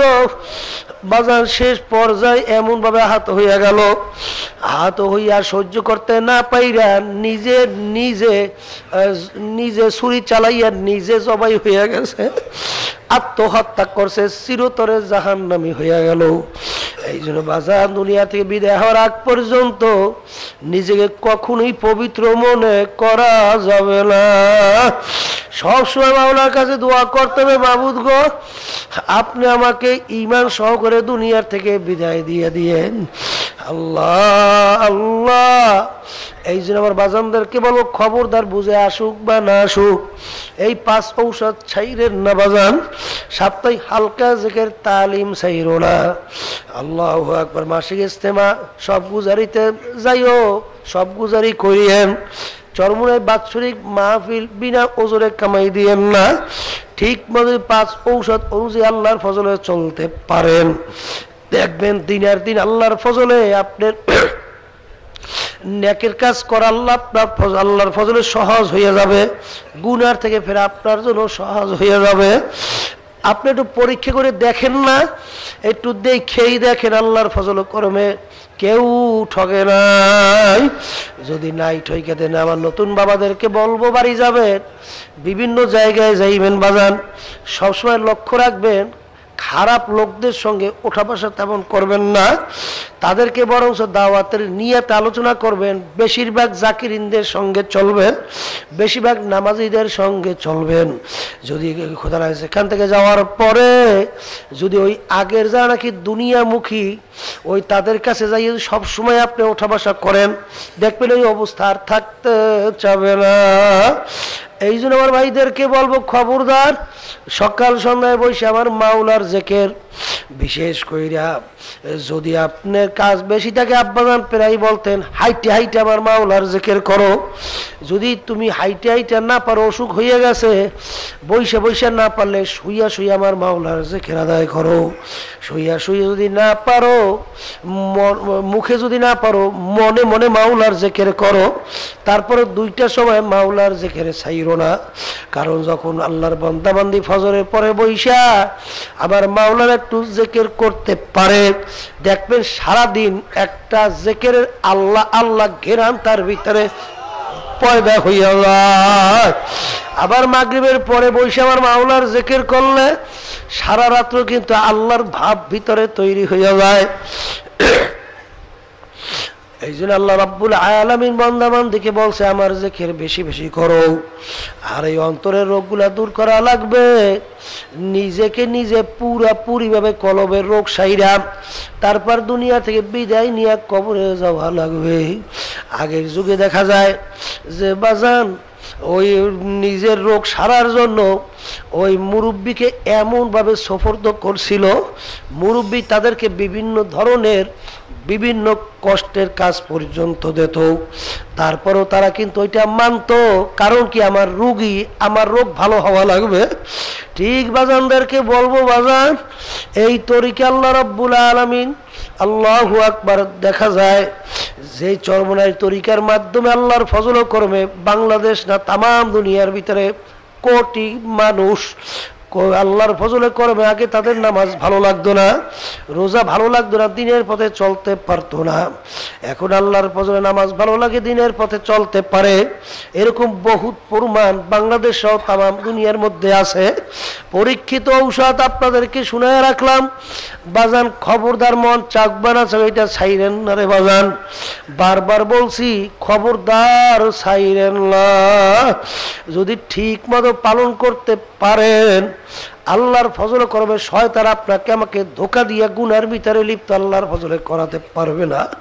আর মাওলার জিকির যদি আল্লাহর ফজলে সবসময় চালু রাখতে পারেন, শয়তান মৌতের সময় যে ঈমান নষ্ট করার চেষ্টা করবে, আল্লাহর ফজলে ঈমান নষ্ট করতে পারবে না। কারণ জবান থেকে আপনার মাওলার জিকির আল্লাহর ফজলে বের হইতে থাকবে। আর ওই অবস্থায় আল্লাহর ফজলে দুনিয়ার থেকে বিদায় নিয়ে আল্লাহর ফজলে যাইতে পারবেন। এই জন্য আমার বাজানদেরকে বলবো, শেষ বৈঠক, এখন অল্প সময়ের জন্য একটা মন মতো মাওলাকে ডাকবো আর মনকে বুঝাবো, মন এই শেষ ডাক হইতে পারে, আমার মাওলাকে এমন ভাবে ডাকবো আমার মাওলা আমাকে ডাকে যেন সারা না দিয়া পারে। লা ইলাহা ইল্লাল্লাহ। চিকিৎসা, এক শ্রেণীর রোগী দেখবেন ডাক্তাররা বলে যতদিন বাঁচবে ততদিন এই ঔষধ চালাই রাখতে হবে, কারণ ওনার কোনো আর চিকিৎসা নাই, একেবারে কবর পর্যন্ত। তাই কাফের ওগুলার জন্য আবাদুল আবাদ জাহান্নাম, ওগুলার কোনো চিকিৎসায় ভালো হবে না, ওরা জাহান্নামের আগুনে চিরজীবন জ্বলতে থাকবে। এখন এই কলব ঠিক করার জন্য আল্লাহর ওলিরা কোরআন এবং হাদিসের ভিতর থেকে আপনার আমার জন্য বিভিন্ন প্রেসক্রিপশন করছে, ঔষধের ব্যবস্থা করছে। এখন কেউ যদি ঠিকমতো দিনের পথে চলতে না পারেন আর আল্লাহর ওলিদের পরামর্শ অনুযায়ী, হক্কানি ওলামায়ে কেরামদের পরামর্শ অনুযায়ী আপনি যদি ঔষধও ব্যবহার না করেন, তাহলে আপনার এই কলব এই রোগ থেকে মুক্তি পাইবে কিভাবে? এটা কোনোদিন সম্ভব? তাইলে আমাদের এই তরিকার নাম হলো চিশতিয়া সাবরিয়া তরিকা। এই তরিকার মুরব্বীদের ভিতরে বড় বড় আল্লাহর কুতুবেরা ছিলেন। এর ভিতরে একজন ছিলেন রশিদ আহমদ গাঙ্গুহি রহমাতুল্লাহি আলাইহি। শোনেন আল্লাহর বান্দারা, রশিদ আহমদ গাঙ্গুহি রহমাতুল্লাহির উপাধি ছিল কুতুবুল আলম এবং তার উপাধি ছিল শাইখুল হাদিস। দেওবন্দ মাদ্রাসার মুরব্বী ছিলেন, বড় মুহাদ্দিস ছিলেন। 1 লক্ষর মতো হাদিস তার শুধু মুখস্থই ছিল, 60,000 সনদ সহ 40,000 সনদ ছাড়া। এত বড় জানুন্য আলেম, এত বড় জানুন্য ব্যক্তিত্ব, তিনিও কিন্তু এই রুহের চিকিৎসার জন্য গেছিলেন কার কাছে? হাজী এমদাদুল্লাহ মুহাজির মক্কি রহমাতুল্লাহি আলাইহি। দেখা দিয়েছে তো মনে হয় যে এ হইল কুতুবুল আলম, এত বড় মুহাদ্দিস যার হাজার হাজার লক্ষ লক্ষ ছাত্র, কিন্তু তিনিও এই রুহের চিকিৎসার জন্য দৌড়ে চলে গেছেন হাজী এমদাদুল্লাহ মুহাজির মক্কি রহমাতুল্লাহি আলাইহি। অনেকে তো মনে করে যে আমি আলেম মানুষ, আমি তো সব বুঝি, আবার এইদিকে ওইদিকে আমার যাওয়া লাগবে কেন?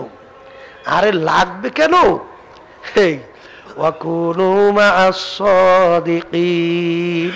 সাদিকিন বন্দাদের সঙ্গী হওয়া লাগবে। সাদিকিন বন্দাদের সঙ্গী না হইলে শয়তান কিন্তু আপনার সে মুফতি কম না, মুহাদ্দিসও কম না। সে কিন্তু মুফতিকে ধোঁকা দেয় মুফতি হইয়া, মুহাদ্দিসকে ধোঁকা দেয় মুহাদ্দিস হইয়া, পীরকে ধোঁকা দেয় পীর হইয়া। বলেন কথা ঠিক না ভাই? যাকে যেভাবে ধোকা দেওয়া দরকার সেই কৌশলে তাকে সেইভাবে ধোকা দেয়। বরফির আব্দুল কাদের জিলানী রহমাতুল্লাহি আলাই তিনি একদিন রাস্তা দিয়ে যাইতেছে, হঠাৎ দেখে মাথার উপরে একটা মেঘ তাকে ছায়া দিতে দিতে যাইতেছে। এখন তিনি চিন্তা করলেন ব্যাপার কি, এই ছায়া দেয় কি, এই কোথার থেকে আসলো? নবী ছাড়া তো মেঘে ছায়া দিতে কাউকে দেখা যায় নাই। তিনি লা হাওলা পড়ে যখন আকাশের দিকে মুখ করে ফুঁক দিয়েছেন, দেখে মেঘ কাটে গেছে। মেঘ কাটে যাওয়ার পরে হঠাৎ দেখে এই আইসা ইবলিস সামনে খারাইছে। জিজ্ঞেস করে তুমি কে? কলে হুজুর আমি ইবলিস। কলে ওই মেঘে ছায়া দিয়েছিল কি? কলে হুজুর আমি। কলে হুজুর আজকে আপনার এলেমের কারণে আপনি বাইসে গেছেন, কারণ আমি এই পদ্ধতিতে বহু দরবেশগিরি আমি শেষ করে দিছি। এক পদে দেখেন না বর্তমানে একটু আলহামদুলিল্লাহ আল্লাহর জিকির আজকার করে, একটু নামাজ পড়ে দিনের পথে চলে, আল্লাহ রাব্বুল আলামিন নেয়ামত দান করছে। এখন আস্তে আস্তে এর ভিতরে একটু জজবা তৈরি হয়েছে, মাঝে মধ্যে হয়। কিন্তু মনে রাখেন যাদের ভিতরে জজবা আসে, হালাত আসে, যদি এইটাকে কেউ গোপন করতে পারে আল্লাহ রাব্বুল আলামিন তার মর্যাদা অনেক বাড়াইয়ে দেবে। আর এক শ্রেণীর আছেই এরা ওই আগে পরে একটু ডাক দিত, একটু লাভ দিত। এখন তো সবসময় তার ডাক লাভ আসে না, কিন্তু এখন মাইসে চাই রয়েছে যে আমি ল্যাপটপ ডাক দিতাম, এখন তো আর লাভ দেই না। এখন বলে যে এটা আগে আসলে একটু ভালোই বুঝুর কিছু, এখন আর নাই। এখন আসুক বা না আসুক, এখন একটু একটু লাভ দিয়ে ওঠে। কিন্তু ভালো করে জানিয়ে রাখো, ওই চিৎকার দাও, লাভ দাও, যদি খোদা না খাস্তা তুমি এটাকে ফিরাইতে পারছো, তারপর যদি তুমি না ফিরাও, যদি মানুষকে দেখাবার জন্য ইচ্ছা করে এটা করো, কমপক্ষে একটা কবিরা গুণা। আর একটা কবিরা গুনার জন্য ৭,০০০ বছর তোমার জাহান্নামের আগুনে জ্বলতে হবে। এই জন্য কিতাবের ভিতরে দেখবেন যাদের ভিতরে হালাত আসে, নামাজের ভিতরে যে হালাত হয়, তাদের নামাজ দ্বিতীয়বার পড়িয়ে নেওয়া ভালো। কারণ তার তো জানা ছিল না, বা তার অবস্থানটা তো বোঝা ছিল না, বা সে নিজেই বুঝতে পারতেছিল যে আমি ইচ্ছা করলে চেক দিতে পারতাম, কিন্তু তারপরে অনেক ক্ষেত্রে না পাইয়া মানে অনেক চেক দিতে পারতো, কিন্তু তারপরও একটা অবস্থান করে ফেলছে, তখন তার নামাজটা নষ্ট হয়ে গেল। খোদা না খাস্তা তোমার নামাজ যদি নষ্ট হয়ে যায়, আর যদি তুমি ওই অবস্থায় খোদা না খাস্তা দুনিয়া থেকে বিদায় নিয়ে কবরে যাও, জাহান্নাম ছাড়া তো উপায় নাই। এই জন্য আমার ভাইদেরকে বলবো, খুব লক্ষ্য করিয়া কিন্তু পথ চলা লাগবে। রাস্তা কিন্তু বড় পিচ্ছিল রাস্তা। এই এস কিন্তু এমন এক জিনিস, কাছের পেয়ালা হাতের মধ্যে, আর এক হাতে লোহার হাতুড়ি। এখন লোহার হাতুড়ি দিয়ে যদি কাছের পেয়ালার ভিতরে টাক দেয়, কি চলা কত বড় কঠিন। যে নাকি টাক দেবা খুব সতর্ক অবস্থায় টাক দেওয়া লাগবে, একটু জোরে পড়লেই ভাঙ্গে খান খান হয়ে যাবে। এই এশকের রাস্তা কিন্তু বড় কঠিন রাস্তা, আবেগ এমন বাইরে যায়, খোদা না খাস্তা অনেক ক্ষেত্রে কিন্তু বড় বড় গুণের ভিতরে লিপ্ত হয়ে যাওয়ার সম্ভাবনা থাকে। এই জন্য খুব সতর্ক অবস্থায় তারপর কিন্তু পথ চলা লাগবে, এটা কিন্তু কঠিন পথ। সেই হিসেবে বরফির আব্দুল কাদের জিলানী রহমাতুল্লাহি আলাই চিন্তা করলেন যে ওরেও ইবলিস, এই পথে তুমি অনেকে ধ্বংস করছো, আর আবার এলেমের কারণে আমাকে বাঁচাইছি। তখন বলে এই ইবলিস শোন, যদি আজকে আমার এলেমের কারণে আমি বাঁচতাম, তাহলে আগে বাঁচতি তুই, কারণ তোর তো এলেম কম না।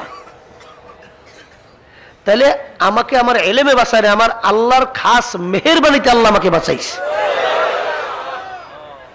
তখন ইবলিস শয়তান বলতেছে হুজুর আসলে আল্লাহর রহমত আপনার উপরে আছে। এই জন্যই দেখবেন দোয়ার ভিতরে বিশেষ করে আল্লাহর হাবিব বলছেন, এই দোয়া বেশি বেশি নামাজের পরে পড়বা, রব্বানা লা তুযিগ কুলুবানা বা'দা ইয হাদাইতানা ওয়া হাব লানা মিন লাদুনকা রাহমাহ ইন্নাকা আনতাল ওয়াহ্হাব। হে আল্লাহ, আপনি আমাকে হেদায়েত নসিব করার পরে, দ্বীনের বুঝ দেওয়ার পরে আপনি আমাকে গোমরা করিয়েন না। এই দোয়া সবসময় পড়া লাগবে। তাই বরফির আব্দুল কাদের জিলানী রহমাতুল্লাহি আলাইহি যখন এই কথা বললেন যে আল্লাহর রহমত, আমার আল্লাহর রহমতে আল্লাহ আমাকে বাঁচাইছে, তখন ইবলিস বলতেছে হুজুর আসলেই আল্লাহর রহমত আপনার উপরে আছে। এই পদ্ধতিতে আমি অনেক দরবেশগিরি শেষ করে দিছি, অনেকের আলেমগিরি শেষ করছি, অনেক মুফতিগিরি শেষ করছি, অনেক মহাদ্দেশগিরি শেষ করছি। আল্লাহ আসলে আপনার উপরে খাস মেহেরবানি করেন, আল্লাহ আসলে আপনাকে বাঁচাইছে। এই জন্য আমার বাজানদেরকে বলবো, খুব সতর্ক অবস্থায় কিন্তু পথ চলা লাগবে। এই পথটা কিন্তু অত্যন্ত কঠিন, এই পথের ভিতরে কাঁটাযুক্ত পথ। কারণ আল্লাহ রসুল একদিন জমিনের উপরে একটা লম্বা সোজা দাগ দিয়েছেন, আশেপাশে কতগুলো আঁকা বাঁকা দাগ দিয়েছেন। সাহাবাই কেরামদেরকে জিজ্ঞাসা করেন, তোমরা বুঝতে পারছো? বলে হুজুর বুঝি নাই। বলে এই সোজা লম্বা দাগটা কিসের? বলে হুজুর বুঝি নাই। বলে এইটা হলো সিরাতুল মুস্তাকিম, সরাসরি বেহেশতের রাস্তা।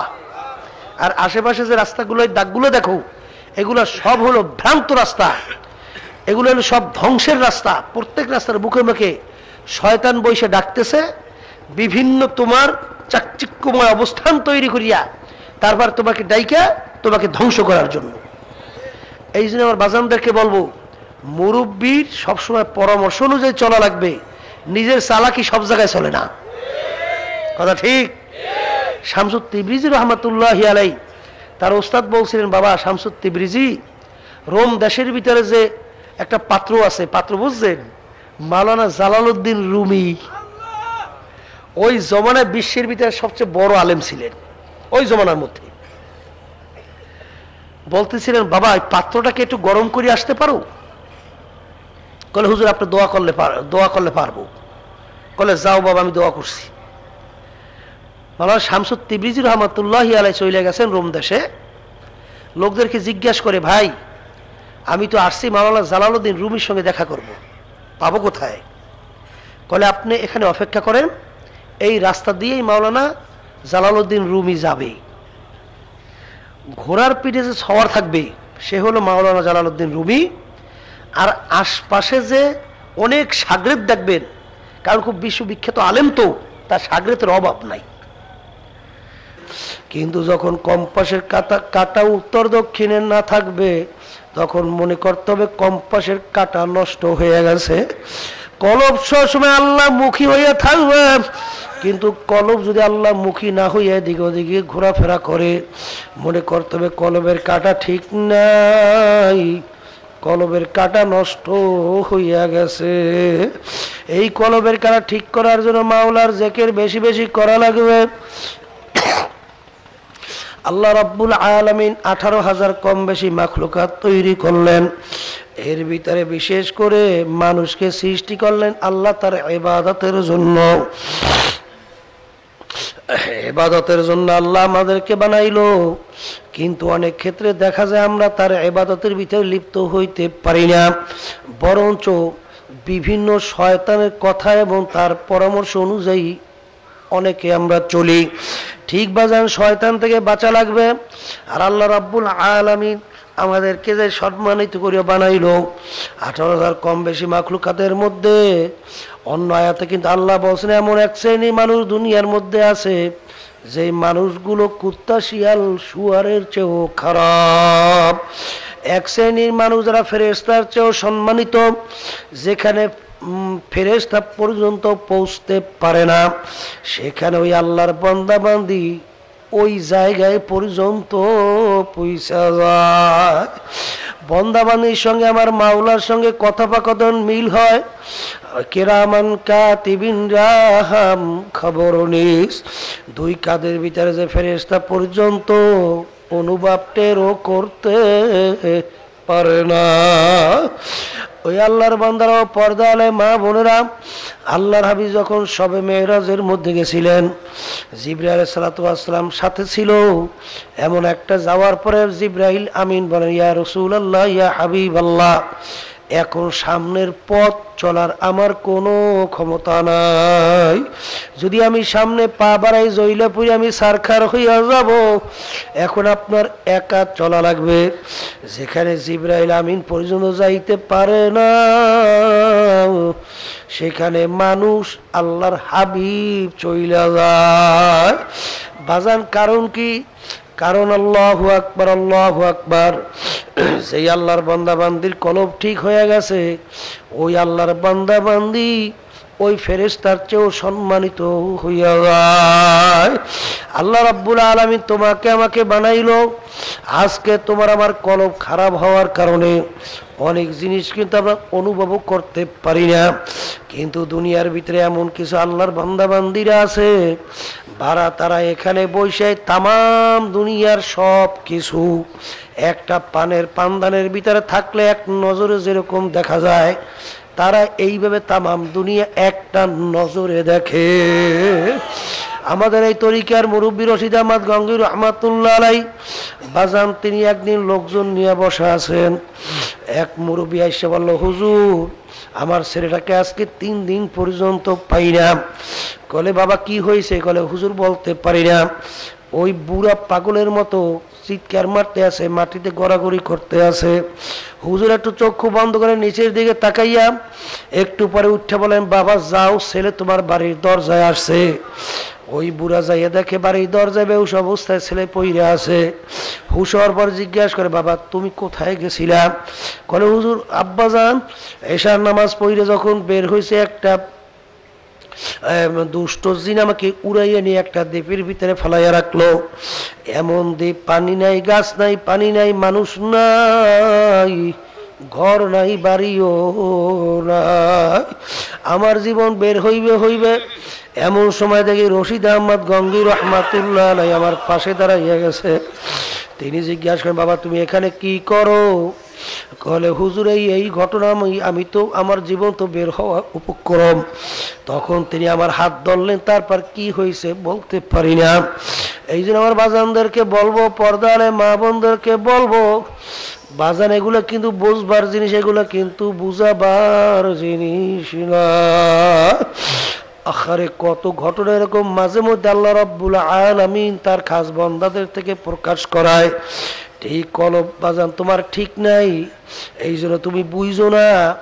এই যাদের কলব আল্লাহর ফজলে ঠিক হয়ে গেছে, এই দুনিয়ায় থাকা অবস্থায় আল্লাহর ফজলে করবে, আখিরাতে অনেক জিনিস তারা দুনিয়াতে বসেও দেখতে পায়। আব্বাজান একদিন বলছিলেন চরমনে এক মুজাহিদের কথা, যে তিনি উপরে থাকা অবস্থায় কবরে কি হইতে আছে সরাসরি সব দেখতে পারে। এগুলা কিন্তু বুঝবার জিনিস, এগুলা কিন্তু বুঝাবার জিনিস না। আফসোস করো মনকে, বলো রে মন আমার কলব খারাপ হয়ে গেছে, কিভাবে কলব ভালো করা যায়? আসলে যেই রোগী সচেতন না হয়, ওই রোগীর কিন্তু রোগ ভালো হওয়ার আশাও করা যায়। আয় আল্লাহর বান্দারা, শয়তান কলবের ভিতরে বৈশাখ তোমাকে আমাকে ধোকা দিয়া গুনার ভিতরে লিপ্ত করায়। আল্লাহর রাসূল বলছেন যে আল্লাহর বান্দা বান্দি আমার মাওলার জিকির করবে, ওই কলবের ভিতরে শয়তান থাকতে পারে না। শয়তান কলব থেকে ভাইগা যায়। আল্লাহ একটা চেয়ার যদি খালি না থাকে, তুমি যদি বারবার বলো হুজুরের চেয়ারের ভিতরে বসেন, কিভাবে বসবে? চেয়ার তো খালি নাই। তুমি বলো মাবুদ গো তুমি একটু আমার কলবের মধ্যে আসো, কিভাবে আমার মাওলা আসবে? তোমার কলবের ভিতরে শয়তান দখল করিয়া রাখছে। ওই শয়তান কলব থেকে না তাড়ানো পর্যন্ত আমার মাওলার দয়া মায়া রহমত কখনোই তোমার কলবের ভিতরে জমা হবে না। এই জন্যই কোন এক আল্লাহর বান্দা বলছিলেন, আল্লাহু আল্লাহ, যে আমার রব্বুল আলামিন আসমান জমিনের ভিতরে সবাই হয় না, কিন্তু মোমেন বান্দা বান্দির কলবের মধ্যে সবাই হইয়া যায়। এই যে আমার বাজানদেরকে বলো, পর্দা আলে মা বোনদেরকে বলবো, এই কলব কিন্তু ঠিক করিয়া কবরে যাওয়া লাগবে। আর এই কলব ঠিক করার জন্য একটা ঔষধ হইল আবার মাওলার জিকির বেশি বেশি করা লাগবে। এই জন্য আমার বাজানদেরকে বলবো, বুঝে আসুক বা না আসুক, দুইটা সময় আমার মাওলার জিকির ছাড়া যাবে না। তাতে ভালো লাগুক বা না লাগুক, যদি ভালো না লাগে মনকে বলবো, রে মন, রোগীর কিন্তু ঔষধ খাইতে মন চায় না, ঔষধ কিন্তু তিতা, খাইতে কিন্তু মন চায় না, তারপরে জোর করে খাওয়া লাগবে রোগ ভালো হওয়ার জন্য। তোমার আমার মাওলার জিকির ভালো লাগে না, জোর করিয়া ঔষধ খাওয়া লাগবে। যদি ঠিক মতো মাওলার জিকির করতে পারো, আমার আব্বা রহমাতুল্লাহ আলাইহি বলতেন, বাজান মাওলার জিকিরের মাধ্যমে কলব আল্লাহর ফজল ও করমে পরিষ্কার হইয়া যায়। একটা জঙ্গলে যদি এক পাশ থেকে আগুন ধরাইয়া দাও, আগুন কিন্তু জঙ্গলের ভিতরে কোনটা কাঁচা গাছ কোনটা পাকা গাছ তালাশ করিয়া জঙ্গল কিন্তু পড়ে না, এক ধারসে পড়তে থাকবে, জঙ্গল পরিষ্কার হইয়া যায়। ঠিক আমার মাওলার জিকিরের নূর যদি একবার সিনার ভিতরে ধরাইয়া দিতে পারো, বাজার কোথায় হিংসা, কোথায় রিয়া, কোথায় তাকাব্বুরি, কোথায় অজব, কোথায় বখল, সব আল্লাহর ফজল ও করমে তারাইয়া তোমার কলব পরিষ্কার কইরা, আল্লাহর ফজল ও করমে তোমার কলবটা একটা ঝকঝকিয়া পরিষ্কার কলব হইয়া যাইবে। এই জন্য আমার বাজানদেরকে বলবো, পর্দালে মা বোনদেরকে বলবো, বুঝে আসুক বা না আসুক, মাওলার জিকির দুই সময় ছাড়া যাবে না। বাজান আমার মাওলার জিকিরের মাধ্যমে আল্লাহর ফজল ও করমে দেখবা বাজার আস্তে আস্তে চোখের ভিতরে পানি আসবে। আমার দাদাজান বলতেন, শুনছি আমার আব্বাজানও বলতেন যে বাজান ঠিক মতো যে 5 ঔষধ তোমরা পালন করতে পারো, 3 দিনেও আল্লাহ বুঝদান করতে পারে, 7 দিনেও বুঝে আসতে পারে, 21 দিনেও বুঝে আসতে পারে, 41 দিনের বেশি আর লাগবে না। আমার আব্বাজানের মুখে শুনছি, যদি তোমাদের কোনো পরিবর্তন না আসে আমাদেরকে গালি দিও। আরে আজ পর্যন্ত আল্লাহর ওলিদেরকে কেউ গালি দিতে পারে নাই, আজ পর্যন্ত কেউ আল্লাহর ওলিদেরকে গালি দিতে পারে নাই। যখন আল্লাহর বান্দা বান্দীরা আমার মাওলার জিকির বৈশা বৈশা করতে থাকে, আমার মাওলা ওই বান্দা বান্দির সঙ্গে আল্লাহু আকবার বৈশা যায়। আল্লাহ আল্লাহ বান্দা বান্দি বৈশা যখন নাকি আমার মাওলার জিকিরে জিহ্বাখানা লড়াইতে থাকে, আল্লাহু আল্লাহ আমার মাওলাও বান্দা বান্দি। আলহামদুলিল্লাহ আলহামদুলিল্লাহি নাহমাদুহু ওয়া নাস্তাঈনুহু ওয়া নাস্তাগফিরুহু ওয়া নু'মিনু বিহি ওয়া নাতাওয়াক্কালু আলাইহি ওয়া নাউযু বিল্লাহি মিন শুরুরি আনফুসিনা মান ইয়াহদিহিল্লাহু ফালা মুদিল্লা লাহু ومن يضلله فلا هادي له ونشهد أن لا إله إلا الله وحده لا شريك له ونشهد أن محمدا عبده ورسوله أما بعد فأعوذ بالله من الشيطان الرجيم بسم الله الرحمن الرحيم يا أيها الذين آمنوا صلوا عليه وسلموا تسليما اللهم صل على سيدنا ونبينا وشفيعنا وحبيبنا ومولانا محمد صلى الله عليه وعلى آله وأصحابه وبارك وسلم اللهم صل على سيدنا ونبينا حبيبنا ومولانا محمد صلى الله عليه وعلى آله وأصحابه وبارك وسلم اللهم صل على سيدنا ونبينا وشفيعنا وحبيبنا ومولانا محمد صلى الله عليه وعلى آله وأصحابه وبارك وسلم أعوذ بالله من الشيطان الرجيم بسم الله الرحمن الرحيم اذكروا الله كذكركم آباءكم أو أشد ذكرا صدق الله العلي العظيم। শুকরিয়া আদায় করতেছি মহান রব্বুল আলামিনের দরবারে। রব্বুল আলামিন আপনাকে আমাকে অর্ধ মরা ঘুম থেকে সুস্থ সহি সালামতে রেখে অগ্রহায়ণ মাসের মাহফিলের শেষ বৈঠকে বসার তৌফিক দান করলেন। শুকরিয়া তার সবাই বলি আলহামদুলিল্লাহ।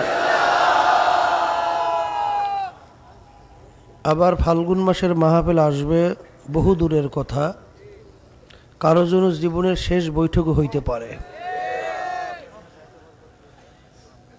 এর জন্য আমাদের সবাই মনে রাখা লাগবে যে চরমনের মাহফিল আল্লাহর ওলিরা প্রতিষ্ঠিত করে গেছিলেন, তারা আজকে আমাদের মাঝে শুয়ে আছেন। কেন প্রতিষ্ঠা করছিলেন? আল্লাহর পথ ভোলা বান্দা বান্দীদেরকে আল্লাহর সঙ্গে জড়াইয়া দেওয়ার উদ্দেশ্যে। বর্তমান যুগ অত্যন্ত কঠিন যুগ। হাদিসের ভিতরে আসছে, আল্লাহ রাসূল সাল্লাল্লাহু আলাইহি ওয়াসাল্লাম বলছেন,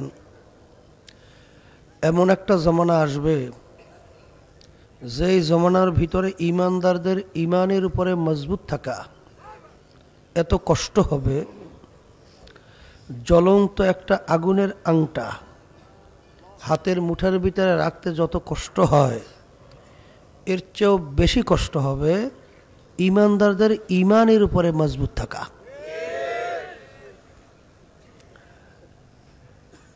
এটা বলতেও সহজ, শোনাও সহজ। চিন্তা করলে কত বড় কঠিন ব্যাপার।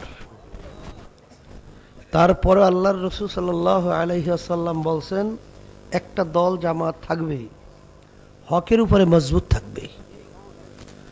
যত বিপদ মুসিবত আসুক না কেন, তাদেরকে হকের থেকে টলাতে সরাতে আল্লাহর ফজলে পারবে না। কিন্তু দলটা হয়ে যাবে ছোট। আমি তো আল্লাহর ফজলে নিয়াত করছি, ছোট হইলেও ওই দলে থাকতে চাই। আপনাদের কি মত? আলহামদুলিল্লাহ, আল্লাহুম্মা আমিন। আল্লাহ আপনি কবুল করেন। আল্লাহ রাব্বুল আলামিন 18,000 কম বেশি মাখলুকাত সৃষ্টি করছেন। এর ভিতরে মানুষ এবং জিন, এই দুইটা জাতি আল্লাহ সৃষ্টি করছেন তার ইবাদতের উদ্দেশ্যে। যত মাখলুকাত আল্লাহ দুনিয়াতে সৃষ্টি করছেন, সমস্ত মাখলুকাত সৃষ্টি করছেন আল্লাহ আমাদের জন্য, আর আমাদেরকে আল্লাহ সৃষ্টি করছেন তার ইবাদতের জন্য। ইবাদত একটা আরবি শব্দ, বাংলা অর্থ হলো গোলামি। না, বাংলা উর্দুতে বলে গোলামি, বাংলা অর্থ হলো মালিকের হুকুম অনুযায়ী চলা। তাই মালিকের হুকুম অনুযায়ী চলার নাম হলো ইবাদত।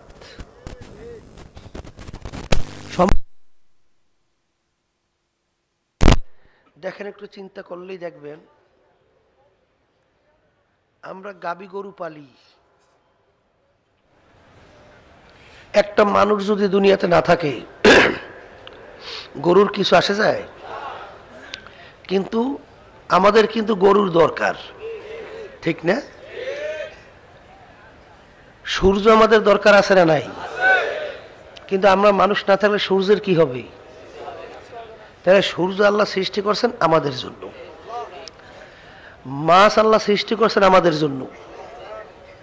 মাছ যদি আমরা মানুষ যদি না থাকি, মাছের কিন্তু কিছু আসা যায় না। গাছ সৃষ্টি করছেন আমাদের জন্য।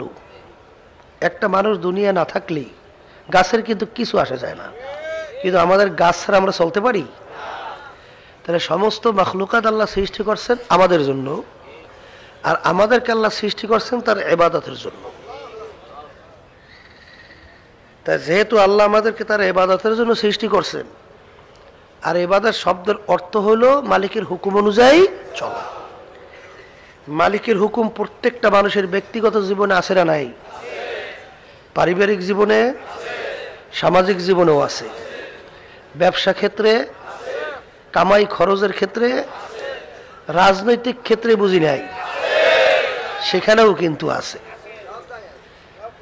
মুসলমানদেরকেই চিরজীবন গোলাম বানিয়ে রাখার জন্য এরা যেন কখনোই নেতৃত্ব না দিতে পারে, মালিক হতে না পারে, সবসময় গোলামী জীবন যেন এরা যাপন করে, এর জন্যই কিন্তু ইহুদি নাসারা খ্রিস্টান, ইসলাম বিদ্বেষী চক্র এরকম কিছু আলেম নামী, মুফতি মুহাদ্দিস নামী এবং বিভিন্ন কলেমাগো মুসলমান অনেক তাদেরকে সাজাইয়া তারপর এদের মাধ্যমে বলায় হুজুররা আবার রাজনীতি করবে কেন? হুজুরে বলেন নাউজুবিল্লাহ। তাই হুজুরে রাজনীতি করবে না, এরা তো হারা বছর গোলামিই করবে। কথা ঠিক না?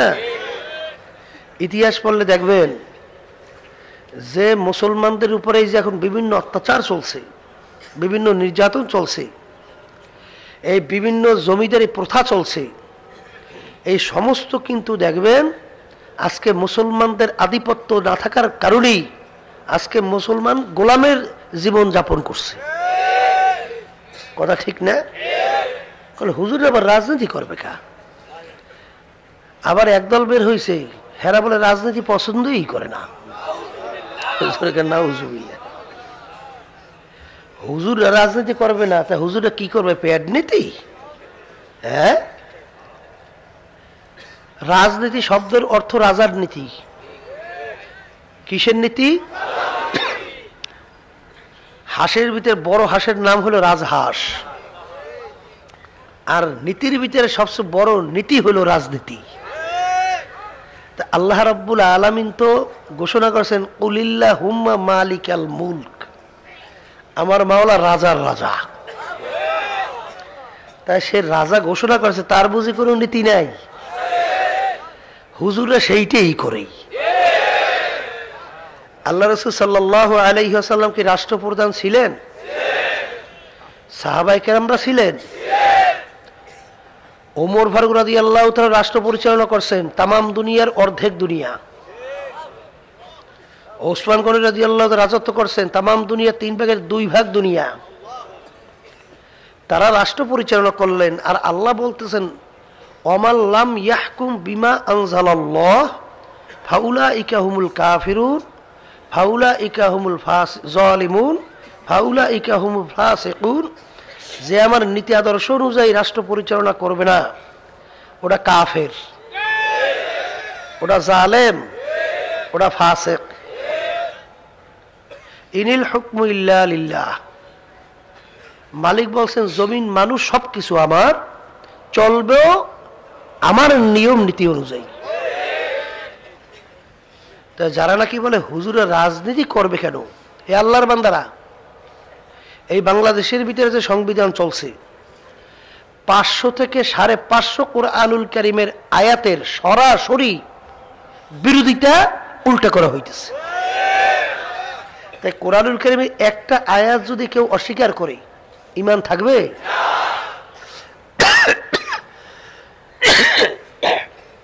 ঈমান যদি নাই থাকে, আপনি সেই কোরআনুল কারীমের বিরোধিতাকারী যেই চক্র এবং নীতি আদর্শ যারা দেশ পরিচালনা করে তাদের আপনি সহযোগিতা করেন, ওদিকে আপনি নামাজও পড়েন, ওদিকে আপনি রোজাও রাখেন, ওদিকে আপনি তাসবিহ মাওলানা জিকিরও করেন, ওদিকে আপনি তাহাজ্জুদের নামাজও পড়েন। আপনার এই নামাজ আপনি ওদিকে কোরআনুল কারীম উল্টা করতেছেন, ওদিকে আবার দেখবেন দোয়ায় কুনুতের ভিতরে আল্লাহ রাব্বুল আলামিন বেতে নামাজের ভিতরে আল্লাহর কাছে ওয়াদা করতেছে, মাবুদ গো আপনার কাছে আমি ওয়াদা করতেছি আমি তাদের সাথে সম্পর্ক রাখবো না যারা আপনার নাফরমানি করে, তাহলে তাদের সঙ্গে আমি সম্পর্কই রাখবো না। এইটা বললে টললে এবার এদের সঙ্গেই দেখা ঘোরাফেরা করে, তাইলে আপনি ওয়াদা করলেন কি আর কামটা করলেন কি? কি এই কথা ঠিক না? তা যাই হোক, বর্তমান যুগে ঈমান হরণ করার জন্য বিভিন্ন প্রক্রিয়ায় বর্তমানে আবার একটা বের হইছে দেখেন, ফেসবুক, ইন্টারনেট, কম্পিউটার এমনভাবে অশ্লীলতা ওর ভিতরে প্রচার করতেছে, যেটা উঠতি যুবক সমাজ এখন এর মাধ্যমে দিনের দিন ধ্বংস হয়ে যাইতেছে। এই জন্যই বিশেষ করে আমাদের লক্ষ্য রাখা লাগবে, এই ফেসবুক সহ যেগুলা চরিত্র ধ্বংসকারী এগুলো আমরা খুব একটা ব্যবহার করব না। ওটা আমরা জরুরি প্রয়োজনীয় যেটা সেইটাই ব্যবহার করব। এই জন্য ওই বাচ্চাদের সহ এইটা খুব লক্ষ্য রাখা দরকার গার্জিয়ানদের, যে এইটা যেন তো ব্যবহার না করতে পারে। এইটা আমাদের লক্ষ্য না রাখলে কিন্তু সমাজ আস্তে আস্তে ধ্বংস হয়ে যাবে। বর্তমানে টেলিভিশনের কথা আমরা বলি, কিন্তু ওগুলো তো অনেক ক্ষেত্রে বলা হয় না। ওগুলোও তো দেখা যায় যে উঠছে আর মারাত্মক আকার ধারণ করছে, কথা ঠিক না? এইটাও কিন্তু লক্ষ্য রাখা লাগবে। যাই হোক, আজকে শেষ বৈঠক ফজরের নামাজের পরে সূর্য উদয়ের আগে, সময়টা অত্যন্ত একটা মূল্যবান সময়। ফজরের নামাজের পরে সূর্য উদয়ের আগে দেখবেন দুনিয়াবি কোনো কথাবার্তা বললে, যেই কথাগুলো অন্য সময় বললে গুনাহ হয় না, কিন্তু এই সময়টুকুর মধ্যে ওই ধরনের কথা বললে গুনাহ হয়। কোন কোন ইমাম বলছেন মাকরু তাহরিমের গুনাহ হয়, কেউ কেউ বলছেন মাকরু তানজির গুনাহ হয়। এক কথায় গুনার থেকে খালি না। ফজরের নামাজের পরে সূর্য উদয়ের আগে আমাদের তো তেমন একটা কোনো কাজও থাকে না, কথা ঠিক? তা আল্লাহ রাব্বুল আলামিন বলছেন, বান্দাবান্দিরা ফজরের পরে বৈকালে বিশেষ করে দুইটা সময় আমার জিকির তোমরা বেশি বেশি করো। কোনো সীমা বলেন নাই, হাত্তা ইয়াকুলু মাজনুন। আল্লাহ হাবিব বলছেন, দুনিয়াদাররা তোমাদের দেখে যেন পাগল বলে। যদি ফজরের নামাজের পরে নামাজ আদায় করার পরে যদি কেউ বসে বসে সুবহানাল্লাহ, আলহামদুলিল্লাহ, আল্লাহু আকবার, লা ইলাহা ইল্লাল্লাহ 100 বার 100 বার জিকির করতে পারে, কোন কোন রওয়ায়াতের ভিতরে আসছে 100 কবুল হজ, 100 কবুল উমরার সওয়াব তার আমল নামায় লেখা হবে। আল্লাহ রাব্বুল আলামিন নির্দেশ তার জিকির করার জন্য। ওদিকে সওয়াবের কথাও ঘোষণা করা হইল। ফজর পরে আমাদের তেমন কোনো কাজও থাকে না। আর কলব ঠিক করার জন্য ঔষধের ভিতরে মহা একটা ঔষধ হইল আল্লাহর জিকির বেশি বেশি করা লাগবে। তাতে বুঝে আসুক বা না আসুক, ভালো লাগুক বা না লাগুক। আমার আব্বাজান একটা উদাহরণ দিয়ে বলতেন, যখন শরীরের ভিতরে রোগ হয়, জ্বর যদি কারো ওঠে, জ্বরের কারণে অনেক সময় জিহ্বা নষ্ট হয়, তখন ভালো খাদ্য, ওই আমরা বলি কোরমা পোলাও, এটা উন্নত মানের খাদ্য না, ওইটা খাইতে কিন্তু জিহ্বা ভালো লাগে না। এটা কি কোরমা পোলাওর দোষ না জিহ্বার দোষ? কারণ জ্বর হইয়া জিহ্বা কি হয়ে গেছে, নষ্ট হয়ে গেছে। এখন আপনার বুঝতে হবে ডাক্তারের কাছে যাওয়া লাগবে, যাই চিকিৎসা করা লাগবে। যদি কেউ বোকামি কইরে বসে থাকে, খোদার আকাশটা বড় আকার ধারণ করতে পারে। তাই ঠিক কলব হইল আপনার মার্কাজ, ওই কলবের রোগ হয়। কি রোগ হয়? আল্লাহ হাবিব বলছেন, যখন আমার উম্মতেরা গুনাহ করে, একটা গুনাহ করলে কলবের ভিতরে একটা কালো দাগ পড়ে, আবার একটা গুনাহ করলে আর একটা কালো দাগ পড়ে, এরকম কলবের ভিতরে কালো দাগ পড়তে পড়তে পড়তে পড়তে তখন ওই কলবটা স্বাভাবিক কলব থাকে না, কলবটা একটা বেরাম্য কলবে পরিণত হয়ে যায়। তখন ওই বেরাম্য কলবে নামাজ ভালো লাগে না, রোজা ভালো লাগে না, আল্লাহর জিকির ভালো লাগে না, এবং আল্লাহর ইবাদতের ভিতরে লিপ্ত থাকা ভালো লাগে না, এবং বিভিন্ন ধরনের গুনার ভিতরে লিপ্ত থাকতে তার সবসময় ভালো লাগে। তখন আপনার বুঝতে হবে যে আমার কলবের ভিতরে রোগ হয়ে গেছে। কি হয়ে গেছে? রোগ। যেমন নাকি দেখবেন আপনার এই শরীরের খোরাক এই মাটির থেকে উৎপাদন হয়, এই মাটির খোরাক দিয়ে আপনার শরীর কি হয়? ভালো হয়, শরীর গোস্ত হয়, তাজা হয়। তো এই শরীরের রোগ হইলে দুনিয়ার ডাক্তারের কাছে যাইয়া তারপরে শরীরের চিকিৎসা করা লাগে। আর যদি আপনার কলবের রোগ হয়, আপনার যে আল্লাহর হুকুম মানতে ভালো লাগে না, ইবাদত বন্দেগী ভালো লাগে না, তখন বুঝতে হইবে যে আপনার কলবের রোগ হয়েছে। এই কলবের রোগের জন্য আপনার ডাক্তার হইল হক্কানি ওলামায়ে কেরাম, এই হক্কানি ওলামায়ে কেরামদের কাছে যাইয়া তারপর আপনার কিন্তু পরামর্শ নিয়ে রোগের চিকিৎসা করাই লাগবে। কারণ ব্যারামওয়ালা লোক কলব নিয়ে খোদা না খাস্তা কেউ যদি দুনিয়া থেকে বিদায় নিয়ে চলে যান তাহলে কিন্তু আর কোনো উপায় নাই। কারণ আল্লাহ রাব্বুল আলামিন কিন্তু আগেই ঘোষণা করছেন, ইল্লা মান আতাল্লাহ বিকলবিন সালিম। হে বান্দা বান্দীরা, খবরদার, সুস্থ কলব ছাড়া আমার জান্নাতের ভিতরে জায়গা হবে না। আমার আব্বাজান একটা সুন্দর উদাহরণ দিয়ে বলতেন যে নতুন দুলামেয়ার জন্য সুন্দরভাবে বিছান সাজে সজ্জিত ফুল দিয়া বিভিন্ন পদ্ধতিতে সুন্দরভাবে সাজায় না। কারণ কি, নতুন দুলামে আসবে আর নতুন বিছানায় জায়গা দেবে। কিন্তু দুলামেয়ার যদি পেট খারাপ হয়ে যায়, বারবার বাথরুমে যাইতেছে, পানির মতো বাথরুম হইতেছে, ওই অবস্থায় কি নতুন বিছানায় ফুলের সাজে সজ্জিত বিছানায় কি দুলামেকে জায়গা দিতে পারবে? তখন আফসুস করবে আর বলবে, আফসুস, দুলামেয়ার জন্য নতুন সাজে সজ্জিত বিছান তৈরি করছিলাম, দুলামেয়ার পেটে রোগ হয়ে গেছে, তাকে তাড়াতাড়ি নিয়ে যাও হসপিটাল, হসপিটালে নিয়ে চিকিৎসা করো, তারপর ভালো হইলে আবার জায়গা দেওয়া যাইবে। তা আল্লাহ রাব্বুল আলামিন আপনার আমার জন্য বেহেশত সাজে সজ্জিত করিয়া আপনার আমার জন্য রেখে দিয়েছে। কিন্তু আল্লাহ রাব্বুল আলামিন ঘোষণা করছেন, সুস্থ কলব ছাড়া কিন্তু বেহেশতে জায়গা হবে না।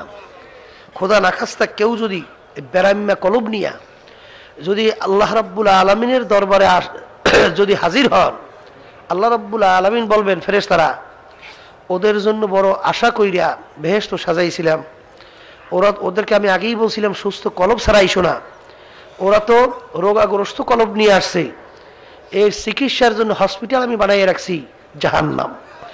ওই জাহান্নামের ভিতরে ফালাইয়া যদি কারো ঈমান থাকে তাইলে কিছুদিন চিকিৎসার পরেই আবার হয়তো আল্লাহ রাব্বুল আলামিন তার বেহেশতের ভিতরে জায়গা দেবে। আর যারা কাফের আবাদুল আবাদ, তাদের জন্য হসপিটাল কিছুক্ষণ পরেই দেখে খুব রব ভাবে, খুব জাক শৌক সহকারে মাওলানা জালালউদ্দিন রুমি রহমাতুল্লাহি আলাইহি আসতেছেন।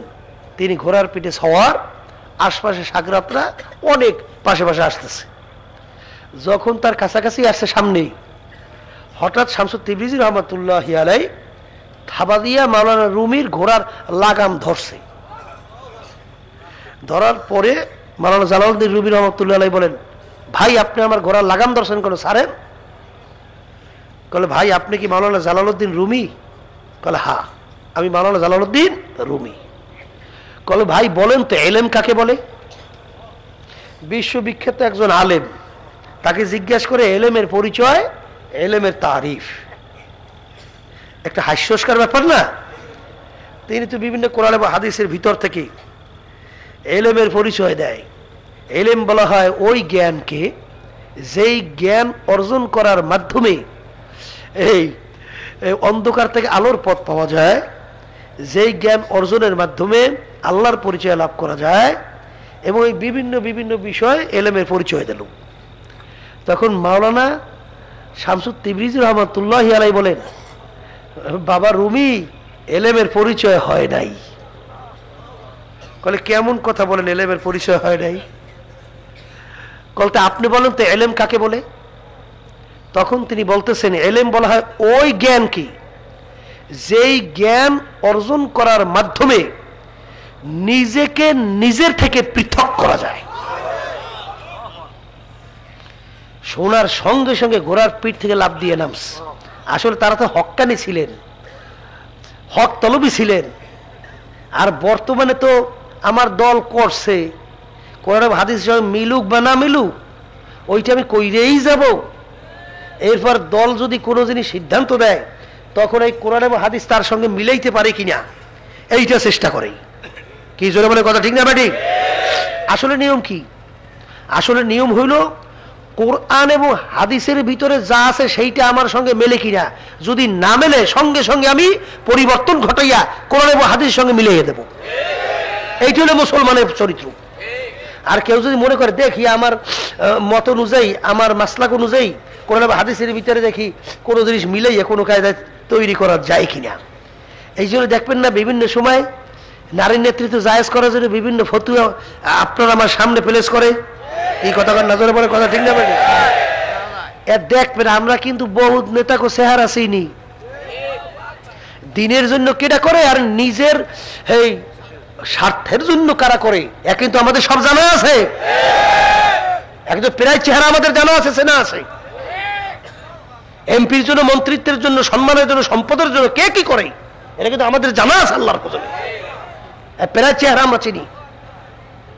এই জন্য আমার বাজানদেরকে বলবো, যখন এই কথা বলছেন তিনি ঘোড়ার পিঠ থেকে লাফ দিয়ে পড়েই বলতেছেন, ভাইজান হুজুর আপনি আমাকে এলেম শিক্ষা দেন। কি শিক্ষা দেন? এই এলেম শিক্ষা দিয়েছে, এমন দেওয়াই দিয়েছে। এখন মাওলানা রুমি রহমাতুল্লাহি আলাই বলতেছেন, খোদ বা খোদ মাওলানা রুমি না শোধ, তা গোলামে শামসুত্তিবিরিজি না শোধ। আমি রুমি ততক্ষণ পর্যন্ত রুমি হতে পারি নাই যতক্ষণ পর্যন্ত শামসুত্তিবরিজির শাগরেদ হইতে পারি নাই। এই জন্য আমার ভাইদেরকে বলবো, কি কলবের চিকিৎসা করা লাগবে না? না লাগবে না? এখন এই কলবের চিকিৎসার জন্য এই তরিকার যে 5 ঔষধ, এই ঔষধের ভিতরে 1 নম্বর হইল সকাল সন্ধ্যা আল্লাহর জিকির করা লাগবে। ভালো লাগুক বা না লাগুক, আল্লাহর কুতুবেরা বইলে গেছেন, আমার বুঝে আসুক বা না আসুক, আমি নিয়ম অনুযায়ী চলতেই থাকবো। এর ভিতরে বয়ানের ভিতরে অনেকেই আলোচনা, একজনে আলোচনা করছে, আরো অনেকে আলোচনা তরিকা সম্পর্কে করছে। বুঝে আসুক বা না আসুক, নিয়ম অনুযায়ী আমি চলতেই থাকবো।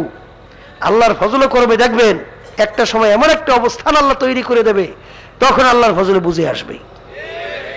সকাল সন্ধ্যায় 2টা সময় বৈশা আল্লাহর জিকির করা লাগবে।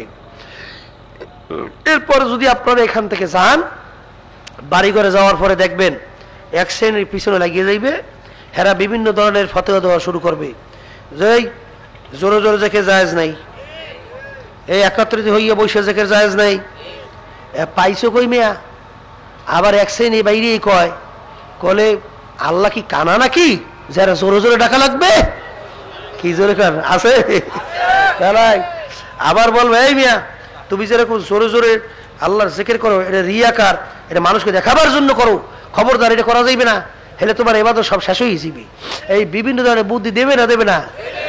শুধু তাই না, আমি কেন জোরে জোরে জিকির করি?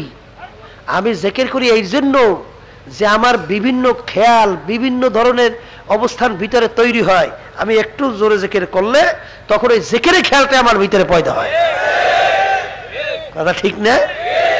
এই জন্য একটু খুব বেশি এবার চিল্লেই করিয়েন না, মধ্যম আওয়াজে করবেন। অনেকে আছে এমন চিল্লায় না, মধ্যম আওয়াজে করতে হবে। কি আওয়াজে? বুঝে আসুক বা না আসুক, বুঝতে হবে আমার কলবে রোগ হয়ে গেছে, আল্লাহর জিকির ভালো লাগে না। আর এক শ্রেণী আল্লাহর বান্দা বান্দিরা, তারা যে 24 ঘন্টা আল্লাহর জিকির ছাড়া থাকতেও পারে না। আপনার ভালো লাগে না, আপনি চিন্তা করবেন না আমার যে কলবে রোগ হয়েছে। এক শ্রেণী মানুষ দেখবেন যখন আজান দেয় মসজিদের মধ্যে পাগলের মতো উঠে দৌড় দেয়, আর আপনি আজান দিলে যে পিছনে ভাগেন, কারণটা কি? তাহলে বুঝতে হবে আমার কলবে রোগ হয়ে গেছে। কি হয়েছে? রোগ হয়ে গেছে। এক শ্রেণী আল্লাহর বান্দা বান্দিরা দেখবেন যখন দিনের কথা শোনে তখন পাগলের মতো ওই কথা শোনার জন্য অস্থির হয়ে যায়। আর এক শ্রেণী দেখবেন ওই শুনলে মনে হয় কানের মধ্যে কাটাই দিয়ে গুতায়। কি জোরে বলে, কথা ঠিক না বেটি? তাহলে বুঝতে হবে কারণটা কি। আমার কলবের ভিতরে কি আসছে? রোগ তৈরি হয়েছে, এই রোগ দূর করা লাগবে। এই রোগ দূর করার জন্য আর এক বর্তমানে তো ঝামেলার শেষ নাই। ওই 73 কাতার হইবে না, কথা কয় কয় কাতার? এর ভিতরে 72 কাতার জাহান্নামী একদল বেহেশতি না, কাতারের তো শেষ নাই। এই কাতারের ভিতরে আপনার সাহাবাই কেরামদের সেই কাতারের সঙ্গে জড়াই থাকতে হবে। তাহলে আপনার সাহাবাই কেরামদের কাতারের সঙ্গে জড়াই থাকা লাগবে।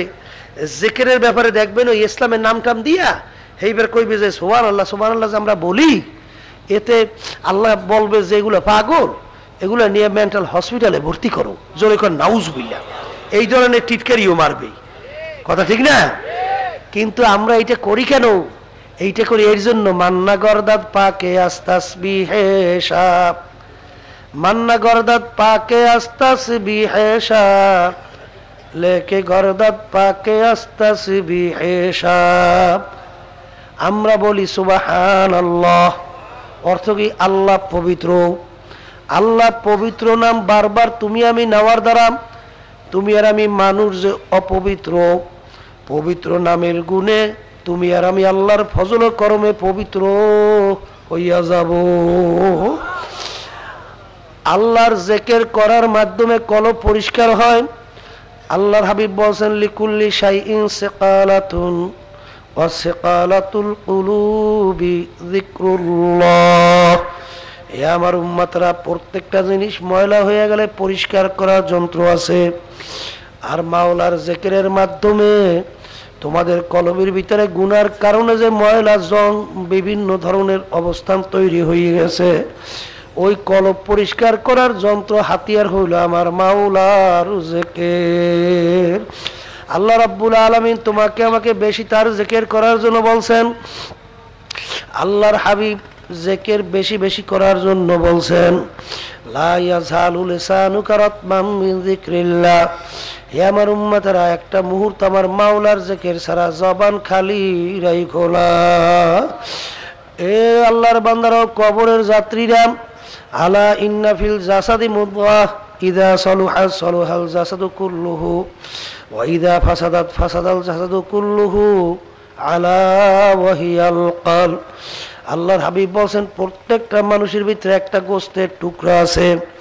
ওই গোশতের টুকরা যখন ভালো হইয়া যায়, ওই মানুষটা একটা ভালো মানুষে পরিণত হইয়া যায়। ওই গোশতের টুকরা যখন খারাপ হইয়া যায়, ওই মানুষটা একটা খারাপ কুত্তা শিয়াল শুয়ারের চেয়েও খারাপ মানুষ হইয়া যায়।